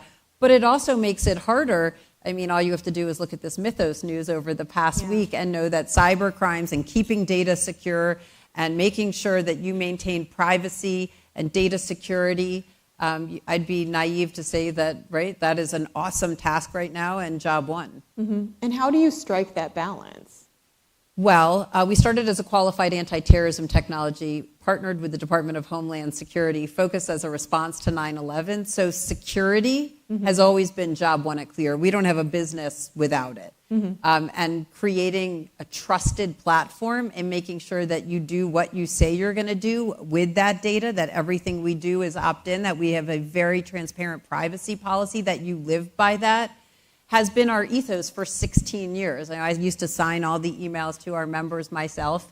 I'm employee number one, and we live, eat, and breathe security, privacy, and making sure that we're a brand that's known for trust. And so I guess it's lucky that we started that way, as opposed to like selling bottled water at the local deli. And so it's how we've built our business. And my last question before we wrap, I wanted to ask you, you know, when you think about airport security and technology. What do you think is the next piece of revolutionary technology to hit airports? I don't know that it's revolutionary. It's revolutionary. We're helping travelers win the day of travel, so the mobile app and connecting it, e-gates. I don't know that it's one piece because it's so fragmented. I do think it's putting the whole thing together. People love traveling more today than ever before. It's more accessible. It's more interesting. We live in a more global world. Airbnbs of the world have made it infinite, capacity, the VRBOs. So I think it's putting it all together. When you look at it, the parking is different than the bag check is different than the security is. It's also unknown. And I think if you can put together this frictionless, secure, personalized experience that your hotel knows you're 4 hours late, you get there, you're already checked in. I don't even think people know what magic can be. My view is you see people watching a carousel of bags, very smart people who value their time, sitting there for a half hour. That makes no sense. So one of my goals is transforming that, right? It's just such a crappy, fragmented experience, and I want to make it a frictionless, secure, delightful experience, and I think we're in the process of doing that. The bag carousel thing makes no sense. I certainly would love to do away with that. Karen, thank you so much. Thank you.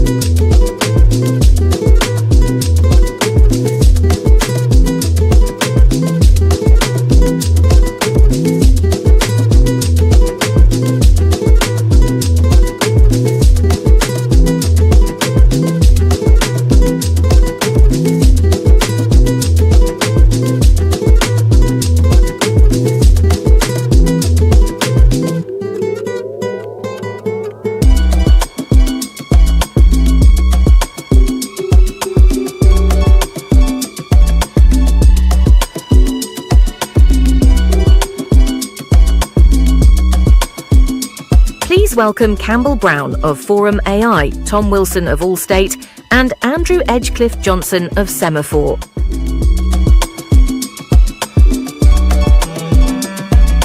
Welcome, Campbell and Tom, Semafor World Economy. I was just asked backstage whether the voice of God was Claude, and I don't know the answer, but it's an interesting test of what we trust AI to do, which I think is the heart of this conversation. The two of you are coming at this question from quite different starting points, and I just wanted to sort of establish for the audience your bona fides here, what your starting points are. You had a storied career in my profession.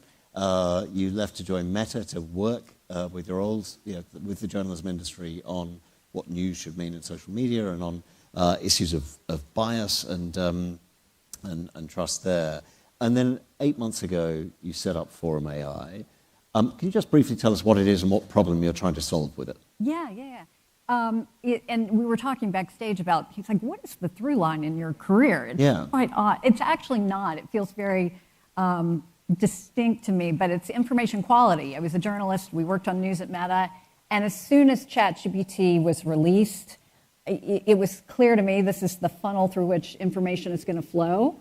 And my kids are going to be really dumb if we don't get this right and ensure that the quality of information coming from AI is solid. So what Forum AI does, I co-founded the company with a colleague of mine from Meta who was on the AI team there. We evaluate tools, agents, AI tools, the models themselves on how they perform in high-stakes scenarios. Enterprises deploying AI now, in situations where making the right decision really matters. It has consequences if you get it wrong, whether it's deciding on evaluating insurance, whether it's medical decisions, geopolitical decisions, and the models have limitations. And I'm sure plenty of people are working at companies now that are realizing those limitations. Consumers realize those limitations. So we're trying to do better testing so that we can identify the problems and improve it. Right. And Tom, I know from our past conversations, you've been very hands-on in thinking about Allstate's strategy in deploying AI in high-stakes situations. Can you, before we get on to the kind of next chapter of AI, can you give us a little framing of what this chapter is, of how you're deploying it inside the company? Yeah, so as you expect, we're a data and analytics company, a lot of technology. So it's just stuff automatically processes, doesn't go through people anyway. And there are really three parts as we look at AI. There's generative AI, there's agentic AI, which is a single use, which I like to call, you remember the kids ad, run faster, jump higher? That's what those do. We're building what we call ALLY, so we personified it, Allstate's Large Language Intelligent Ecosystem, which is where the agentic agents talk to each other and make decisions together. So it's really an ecosystem, and that is a fundamental change from the first two. That sounds like a recipe for chaos. What's the oversight of those agents talking to each other? Well, we created an agent, Campbell, it's called Judgify, and it tries to break the other agents, because you can't really track them, what they do anymore, because they're changing all the time. So Judgify goes in and tries to break the other ones, and then we have a bunch of other governance embedded in it. I want to get to, you told me about a couple of things you've done with Judgify, but I want to get to that later. But just, Campbell, you've identified this of the risks here in high stakes enterprise situations. Won't AI solve those for itself?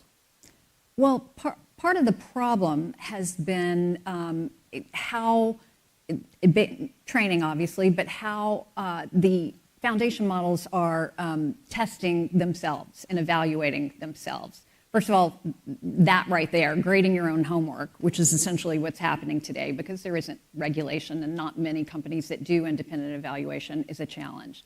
And then I was very surprised to learn that most of the foundation model companies don't really bring in domain expertise when they're developing benchmarks to test. And so especially think about something like politics, geopolitics, foreign affairs, news, breaking news, a world that's changing so quickly, to have an engineering team, as smart as they may be about AI, developing them benchmarks to test how a model performs in that environment with those topics doesn't make a lot of sense. You have to have people who have experience in geopolitics or politics who can understand the nuance, the complexity, again, the messy sort of real world piece of this. And Stanford's Institute for Human-Centered AI just came out with their big annual AI index report yesterday and identified that piece and it called out specifically the importance of domain expertise being embedded more deeply around these important topic areas or specialized areas. They had identified benchmarks in general as being a challenge, but domain expertise being part of the problem. And I think that's where we've really focused. And not just, I would just say, not just academics or students doing data labeling, as a lot of the big companies have been doing for the last few years, but really we try, so for politics, for example, we have former Speaker of the House Kevin McCarthy, former Secretary of State Tony Blinken, Fareed Zakaria, Neil Ferguson. We try to think of who are the smartest people you can find, the most experienced people who've actually made those consequential decisions, and work with them to develop and architect how these benchmarks are done. It's a different approach, and I think it helps you measure things that are a little more complex, like judgment versus just, yes or no, is this AI product capable? So, Tom, how do you try and get that human judgment in the mix, in that very agentic world you're now operating in? Well, I think it's really needed. I mean, your point about, would you go to a therapist that was the first day on the job? The answer is no. And your point would be like, you should have a therapist. Like, I love our engineers, but like, I really wouldn't go to them for like marital advice. And so, I think you're right to be doing it. In our case, it's really about building trust. So, and there's many different levels, but the base level for us is, why should your customers trust this agent? And you have to, and you get into the details. You get in the weeds, and I spent a bunch of time on this. It's like, well, one of the questions, how does your agent introduce yourself? Does it fake it and act like it's a person? Or does it say, hey, I'm Allie, and I was created to help give you a good experience. And if you need somebody else, let me know, and I'll turn you to a human. It gets really in the details of how you build trust with your customers, right? So that they then trust the experience. Yeah, I'm very curious about the how. You obviously have this goal of building and building trust, avoiding anything trust destroying. And Campbell, you're talking about having this sort of expert input, but what you see when you look at the enterprises you're dealing with, when you look at the model makers, what do you think? What is the how here about how you scale this up? Well, I think you have to do it carefully. I think there's we talked about this a little earlier. There's a disconnect right now around trust between what we're hearing being communicated by the tech community, who's telling us AI is the most powerful thing in the world. It's going to change the world. It's going to put millions of people out of work, and it's going to cure cancer, and it's going to do this and that. And I'm not a doomer by any means. I am very excited about the promise of AI, but at the same time, there are limitations, and we know those limitations. We experience them ourselves, whether at the enterprise level or as a consumer. And that disconnect, I think, is causing people to not trust these products. And I think if you're deploying it at the enterprise level, you have to. And it's been, I think, for the last couple of years, Tom, I'd love your perspective on this, but it's been so competitive. There's been a race to just deploy it, put AI in, do whatever you can. And I have so many people at different companies we talk to who say, okay, so we have this AI, no one's using it because we don't trust it. And that's, it's deploy, be competitive, do everything you can, but be honest with yourself about the limitations that are there and act accordingly so that you're not over-promising and you end up with that sort of trust gap. Yeah, I think the pace of change is interesting. So I'm in the risk and return business, and in that business, you're like, if and when. And it's mostly important is if. When, it kind of comes and goes. A hurricane happens this week, next year. It's just if a hurricane is going to happen. And I think AI is going to change everything we do. When is a different question. So there is a little hype right now, but I think there are, in terms of, at least in our business, or in what I see most businesses, there are 4 barriers to it ripping through our economy.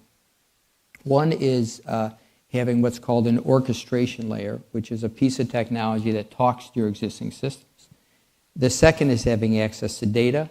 The third is being able to take your existing systems and break them into chunks.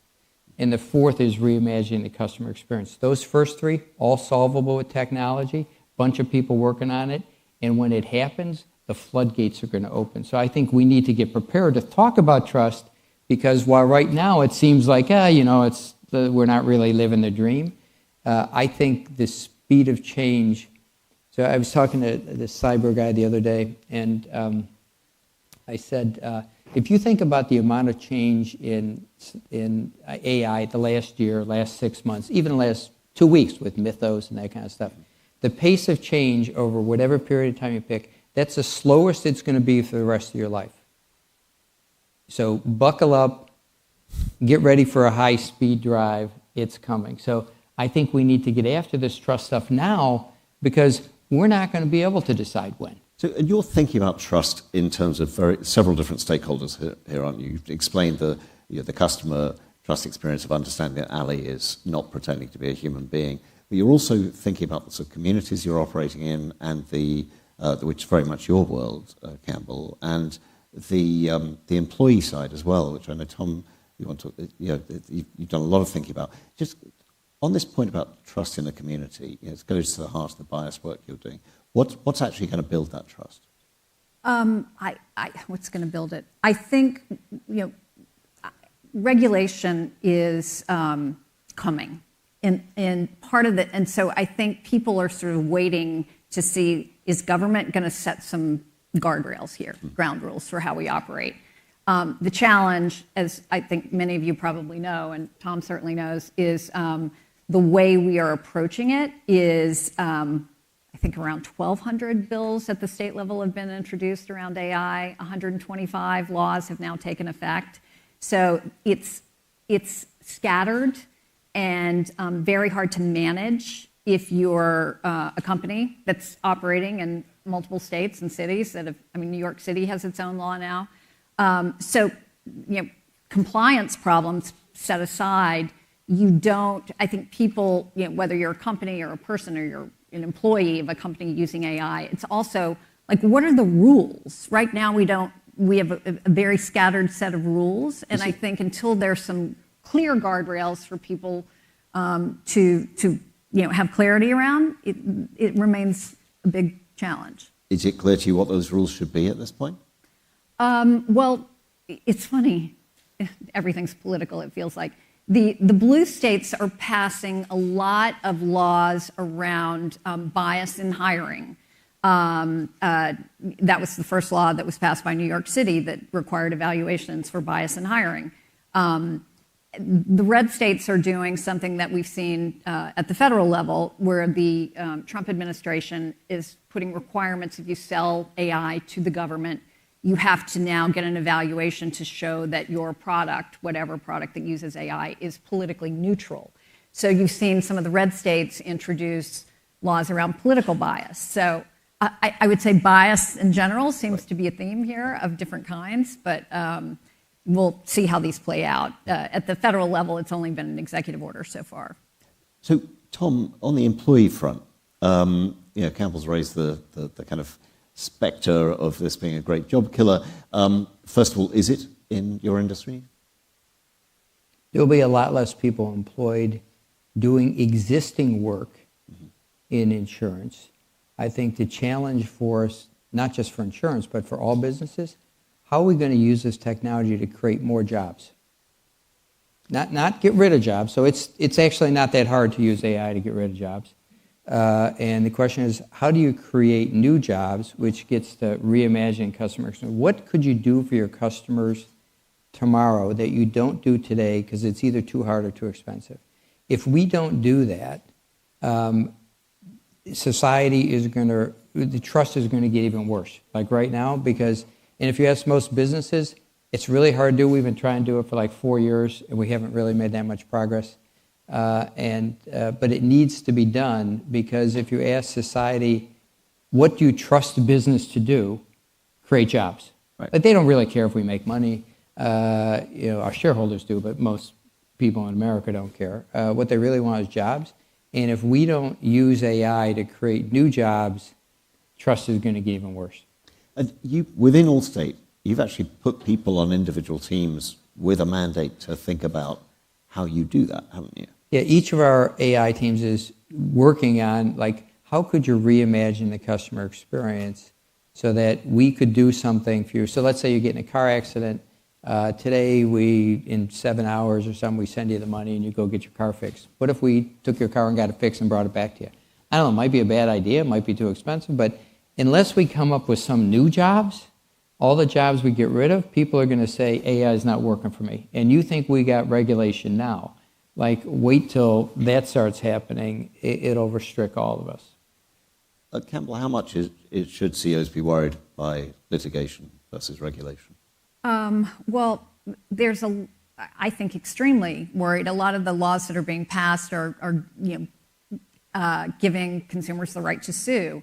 And it's not clear where the responsibility lies. Is it the foundation model? Is it the enterprise that's building on top of the foundation model?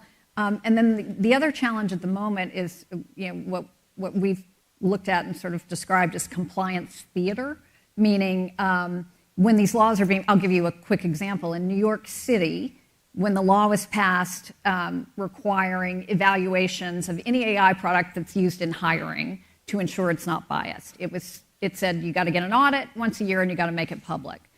So all the companies operating in New York went out and did that, probably some companies represented in this room. Then the state of New York investigated and found that more than half of the evals they looked at had tons of violations. So the compliance work that was being done, the auditing, was a box-checking exercise. They weren't really testing people's AI hiring products in real-world scenarios. So if you just have a certificate that says, we had an audit done and we have these 5 boxes checked, that is not going to do anything for you in a courtroom if you haven't deployed and tested your agent, your product, in a real-world scenario so that you know the kind of things that you're going to face when it comes to litigation. So Tom, give us a real-world example of this accountability question. Who's accountable when the bot gets an insurance claim wrong? The company's accountable. Yeah, I mean, your customer makes a deal with you, they trust you, and if it's wrong, whether it's a bot or a person, you're accountable. Yeah, for sure. Right. The challenge is the bots will be, or the agents will be talking to each other. They'll be making choices along the way, and you might even know not why they did it. So you're just going to be stuck with the outcome. But companies, our customers give us money, we should be accountable. You touched on Judgify, and I remember you telling me that you actually used this to kind of create a racial bias in your system, so you could identify it and eliminate it. Can you tell us briefly that story? You try to break it. So if you try to track everything an agent does, you can't do it. So you say, here's this model. I want you to go figure out what would have to happen for it to have racial bias in it, since we're not allowed to underwrite on race, and we don't. And it will try every which way to Sunday to try to break it. And then what you do is you can figure out because this is, Campbell's so right, it's all about training these things. Right. And it's also about measurement. If you don't get the measurement right, we're so used to little change in the way we measure stuff that the idea of measurement science has kind of gotten lost. What you tell these things to do, they will do. So you got to make sure you get that right. All right. Well, Tom, Campbell, thank you so much. Thank you. Thank you. Thank you, everybody.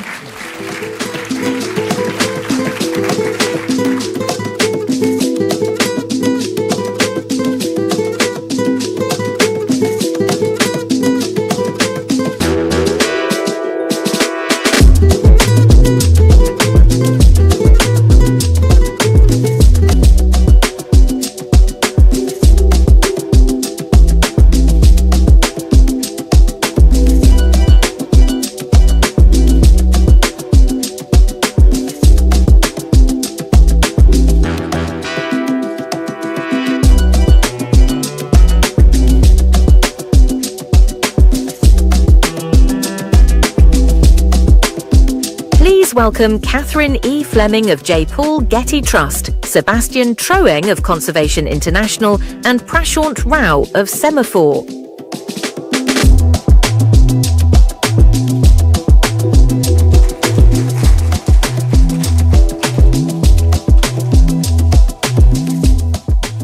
Catherine, Sebastian, thank you for joining us today.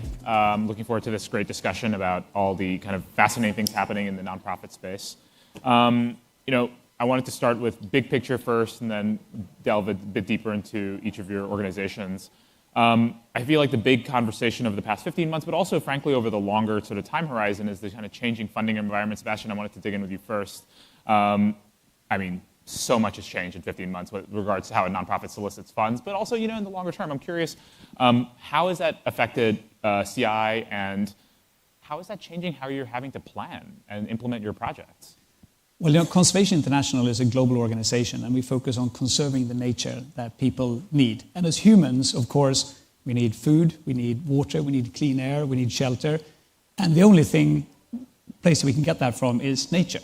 And so it's often said that more than half of the world's economy depend on nature, which is kind of a ridiculous statistic because there's no economy on a dead planet. And the thing about conserving nature is it's not a nice to have, it's a have to have. And I think we have the choice about investing now or paying much more later. whether it's, say, a subdivision that clears a wetland and makes a whole area more susceptible to flooding, or at the global level, a pandemic, because pandemics occur when we cut down forest and people get into contact with wildlife and get diseases that previously didn't affect people. COVID, an example. And so what's happened in the last couple of years, or last year and a half, is we've obviously seen that there's increased pressure on public budgets for these issues that we care about. And so more and more people are looking at how can we build larger coalitions? How can we leverage different resources? And it's not about just providing more aid. It's about bringing together corporate partners, foundations, governments to do more together. Because these governments, of course, are going to want to maintain their impact with less resources. And so one example is in Ecuador, we just launched a project where Unilever partnered with us to work with communities and the government to protect the areas, or the whole country's mangroves. And that helped unlock over $30 million from the Green Climate Fund. So now, with our support, Unilever, working with the communities and the government, and bringing in significant multilateral funding, collectively, we can have a greater impact than we would be able to have on our own. And I think we're going to have to do more and more of those kind of arrangements to maintain our impact in this environment. I want to dig into some of these projects a little bit, but before we do, Catherine, looking at it from the other perspective, Getty has a huge endowment, and what we've seen in the last few weeks, few months, few years is this increasing volatility in the markets. How does an organization such as yours approach this kind of sort of moment, this challenge? Because the way you guys sort of hand out grants is you budget based on, I think, just for explaining to the audience, a 3-year rolling average, I believe, some percentage of that. Can you walk us through how you protect and how you sort of strategize to make sure that you're able to plan out in this kind of 3-5-year horizon? Sure. So how our funding works is that pretty much everything that we spend comes from a $10 billion endowment that we have to manage both for long-term return, but also for fairly immediate-term liquidity. We cover all of our own operating costs out of our return. As an operating foundation, we're required to do a 5% draw annually.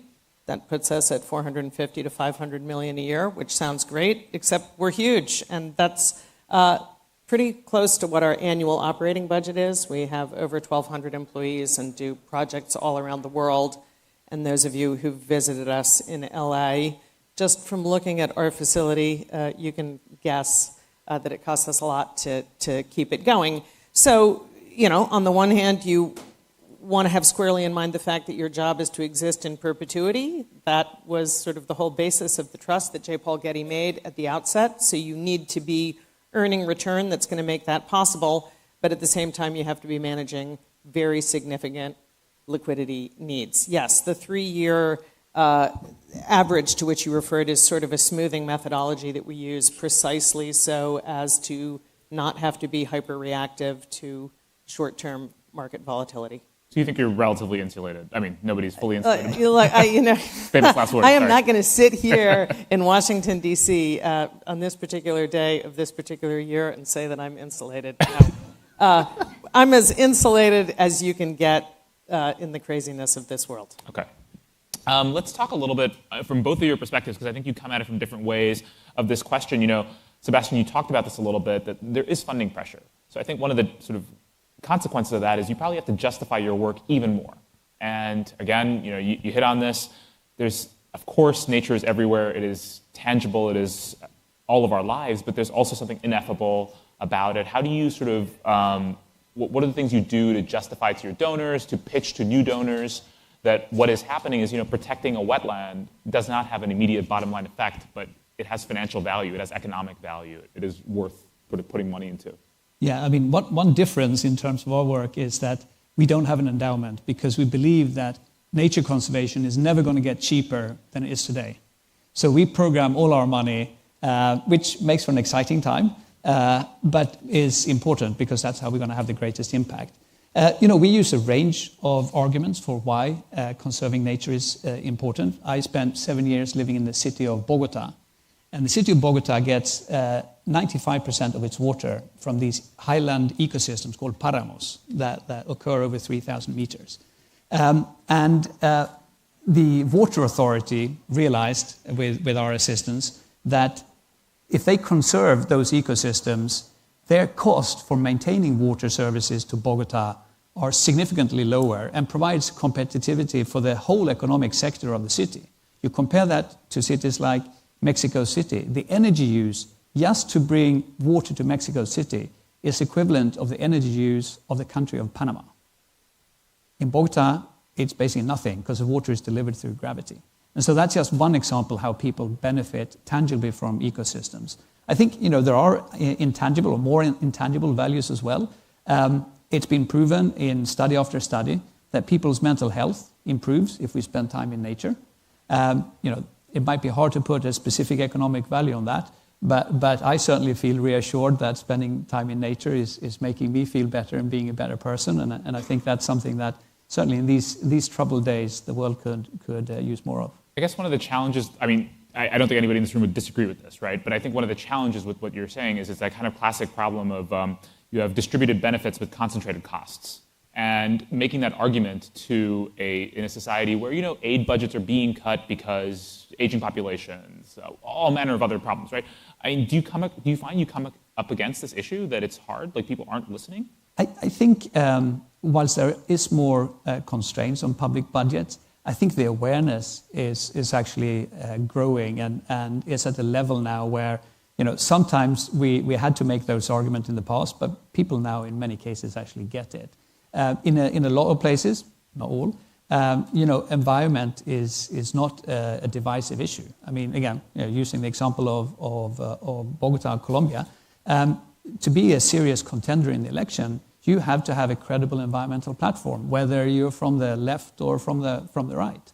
And I think nature and conserving nature is something that can bring people together. Even here in the U.S. Congress, about a year and a half ago, the U.S. Congress, in bipartisan fashion, approved legislation for the U.S. Foundation for International Conservation Act, which allows the Congress to appropriate money for international conservation that's going to be matched from philanthropic donors. And that had broad bipartisan support. Nature is something that should bring us together, and in many cases still is.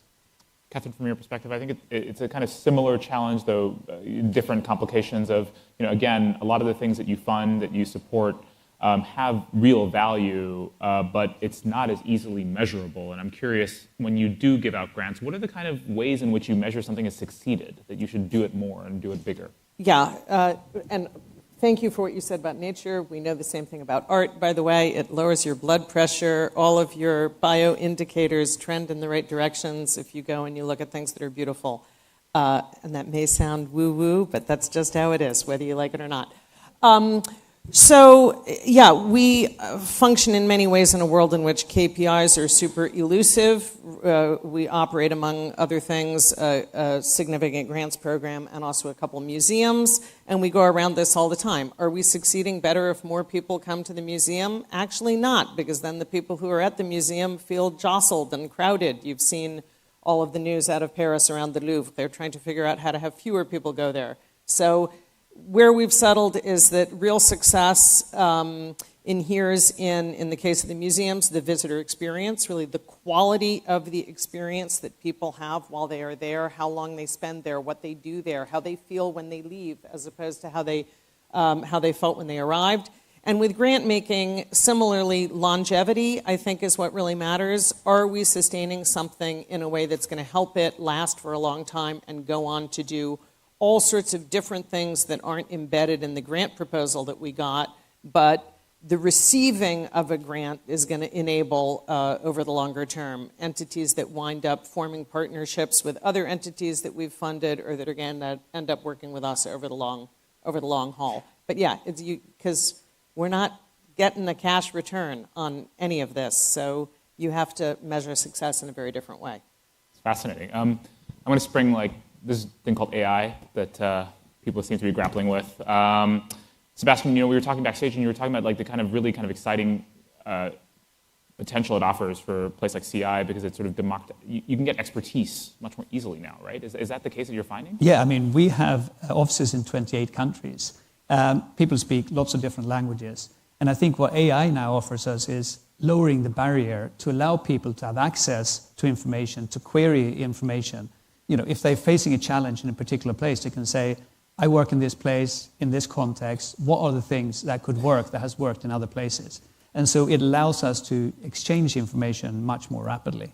I think also in some cases where we deal with complex issues and a lot of data, it allows us to find more cost-effective systems. So for example, you've heard a lot about the carbon markets. There are a lot of discussions about biodiversity or nature credits. And if you go to remote areas of the Amazon, how do you actually measure biodiversity? And so we now have a pilot underway where we got drones, environmental DNA, automated insect traps, and sound recordings. And then we use AI models to figure out how monitoring in these very remote areas can be done cost effectively. So if we're able to get nature credits, most of the benefits can actually accrue to the local communities that steward these areas. So I think there are lots of applications. And I just, given that we're in Washington, D.C., I also wanted to give the example of art inspiring nature conservation. When the first national park in the US was established, there wasn't any photography yet. And so they actually sent an artist out to paint the areas in the West, bringing them back to Congress to inspire them to create the first national park. And then, of course, I don't need to tell you about how nature inspires art, because you've seen Van Gogh and Henri Rousseau and a lot of famous painters finding their inspiration in nature. So there are a lot of connections between the art world and the natural world. That's a wonderfully positive and inspiring message. Catherine, I wonder if yours is a bit more nuanced, because, of course, AI does open all kinds of new opportunities, but is there a worry that it flattens culture, it makes it harder for artists to build their own sort of ability to survive, that it cheapens art or anything like that? Well, of course, there are all those concerns and then some. AI is a really big thing. Let's talk about AI is sort of like, let's talk about... In the next 60 seconds, Let's talk about the air. So, I mean, there are lots of ways in which AI is our friend. We're super committed to open access. Our ability to actually push forward with that is greatly enhanced by AI. But specifically when we're talking about artistic production, I think personally one of the biggest concerns for me with AI is we all think about art as a product, a thing that you have, a thing that may now actually be a material asset that you sell or you trade. But art is a process. It is a creative process. Artists are engaged in doing something much more than they are engaged in having done or having made something. And there are all sorts of ways that AI can be deployed as part of that process, but there are also ways in which AI can be deployed such that the process completely ceases to exist. For you, my friend, I don't know if you know the AI artist Rafik Anadol, who's just created this thing called Dataland in Los Angeles, in which he has used the world's biggest nature data set and effectively recreated all components of the rainforest in a living art piece in downtown LA. So there are great, it sounds cheesy, but there are all kinds of great things that AI can do, and there are all kinds of horrible things that it can do. But people need to remember that fundamentally art is about creation. It's not about having created something. So if AI is part of the creation, great. But if it's just, here's a thing, enjoy. No, the artist certainly didn't enjoy. Do you feel like at the moment you are net hopeful or net kind of worried? In my being, on a macro level, I'm net worried. If we're talking about AI and art, I'm net open to all possibilities. Okay. In the last minute we have, I'm really curious, Sebastian, we talked about this a little bit backstage, and Catherine, I'm curious for your thoughts too. You're both products of the academy more broadly. You spent a lot of time, and you have deep expertise in your subject matters. And then now you've risen to the top of your organizations, but you spent a lot of time studying very deeply. And I'm curious whether it feels like at this moment that kind of career is somewhat at a threat. Both leave aside the politics, but the politics is a huge factor. The way in which technology is changing the sort of demands of expertise, along with the political sort of criticism of expertise, feels like this is not a moment for that. And I'm curious, how do you feel in this moment? Do you feel like this is? Would you disabuse me of that notion? I'm curious where you come from. No, I think that definitely is true. But the fact is, we couldn't do what we do if we didn't have experts who know the places, who know the issues, who have the experience of having done things. And I think it was Cicero who said, we criticize by what we create. At the end of the day, it's the results that we generate by applying science that demonstrate that science and expertise is actually something that society really needs to be able to advance. Catherine, a few seconds. Well, I mean, we're in a room with all sorts of people in it. People still want to get together and meet one another and talk to one another. High-functioning, non-assholic human beings are always going to be at a premium, and no amount of AI is going to replace that. If it can weed out the ones who don't fall into that category, I'll be happy. But I do think that ultimately there is something about this that is going to endure. It'll take different forms, but I think ultimately that can't be replaced. It's a great note to end on. Thank you both so much for the time. Yeah. Go out this way. Thank you. Thank you very much.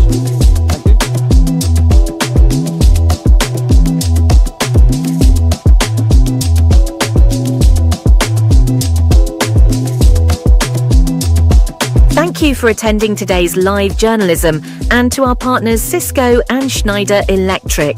We hope to see you here for our afternoon programme at 1:30 p.m.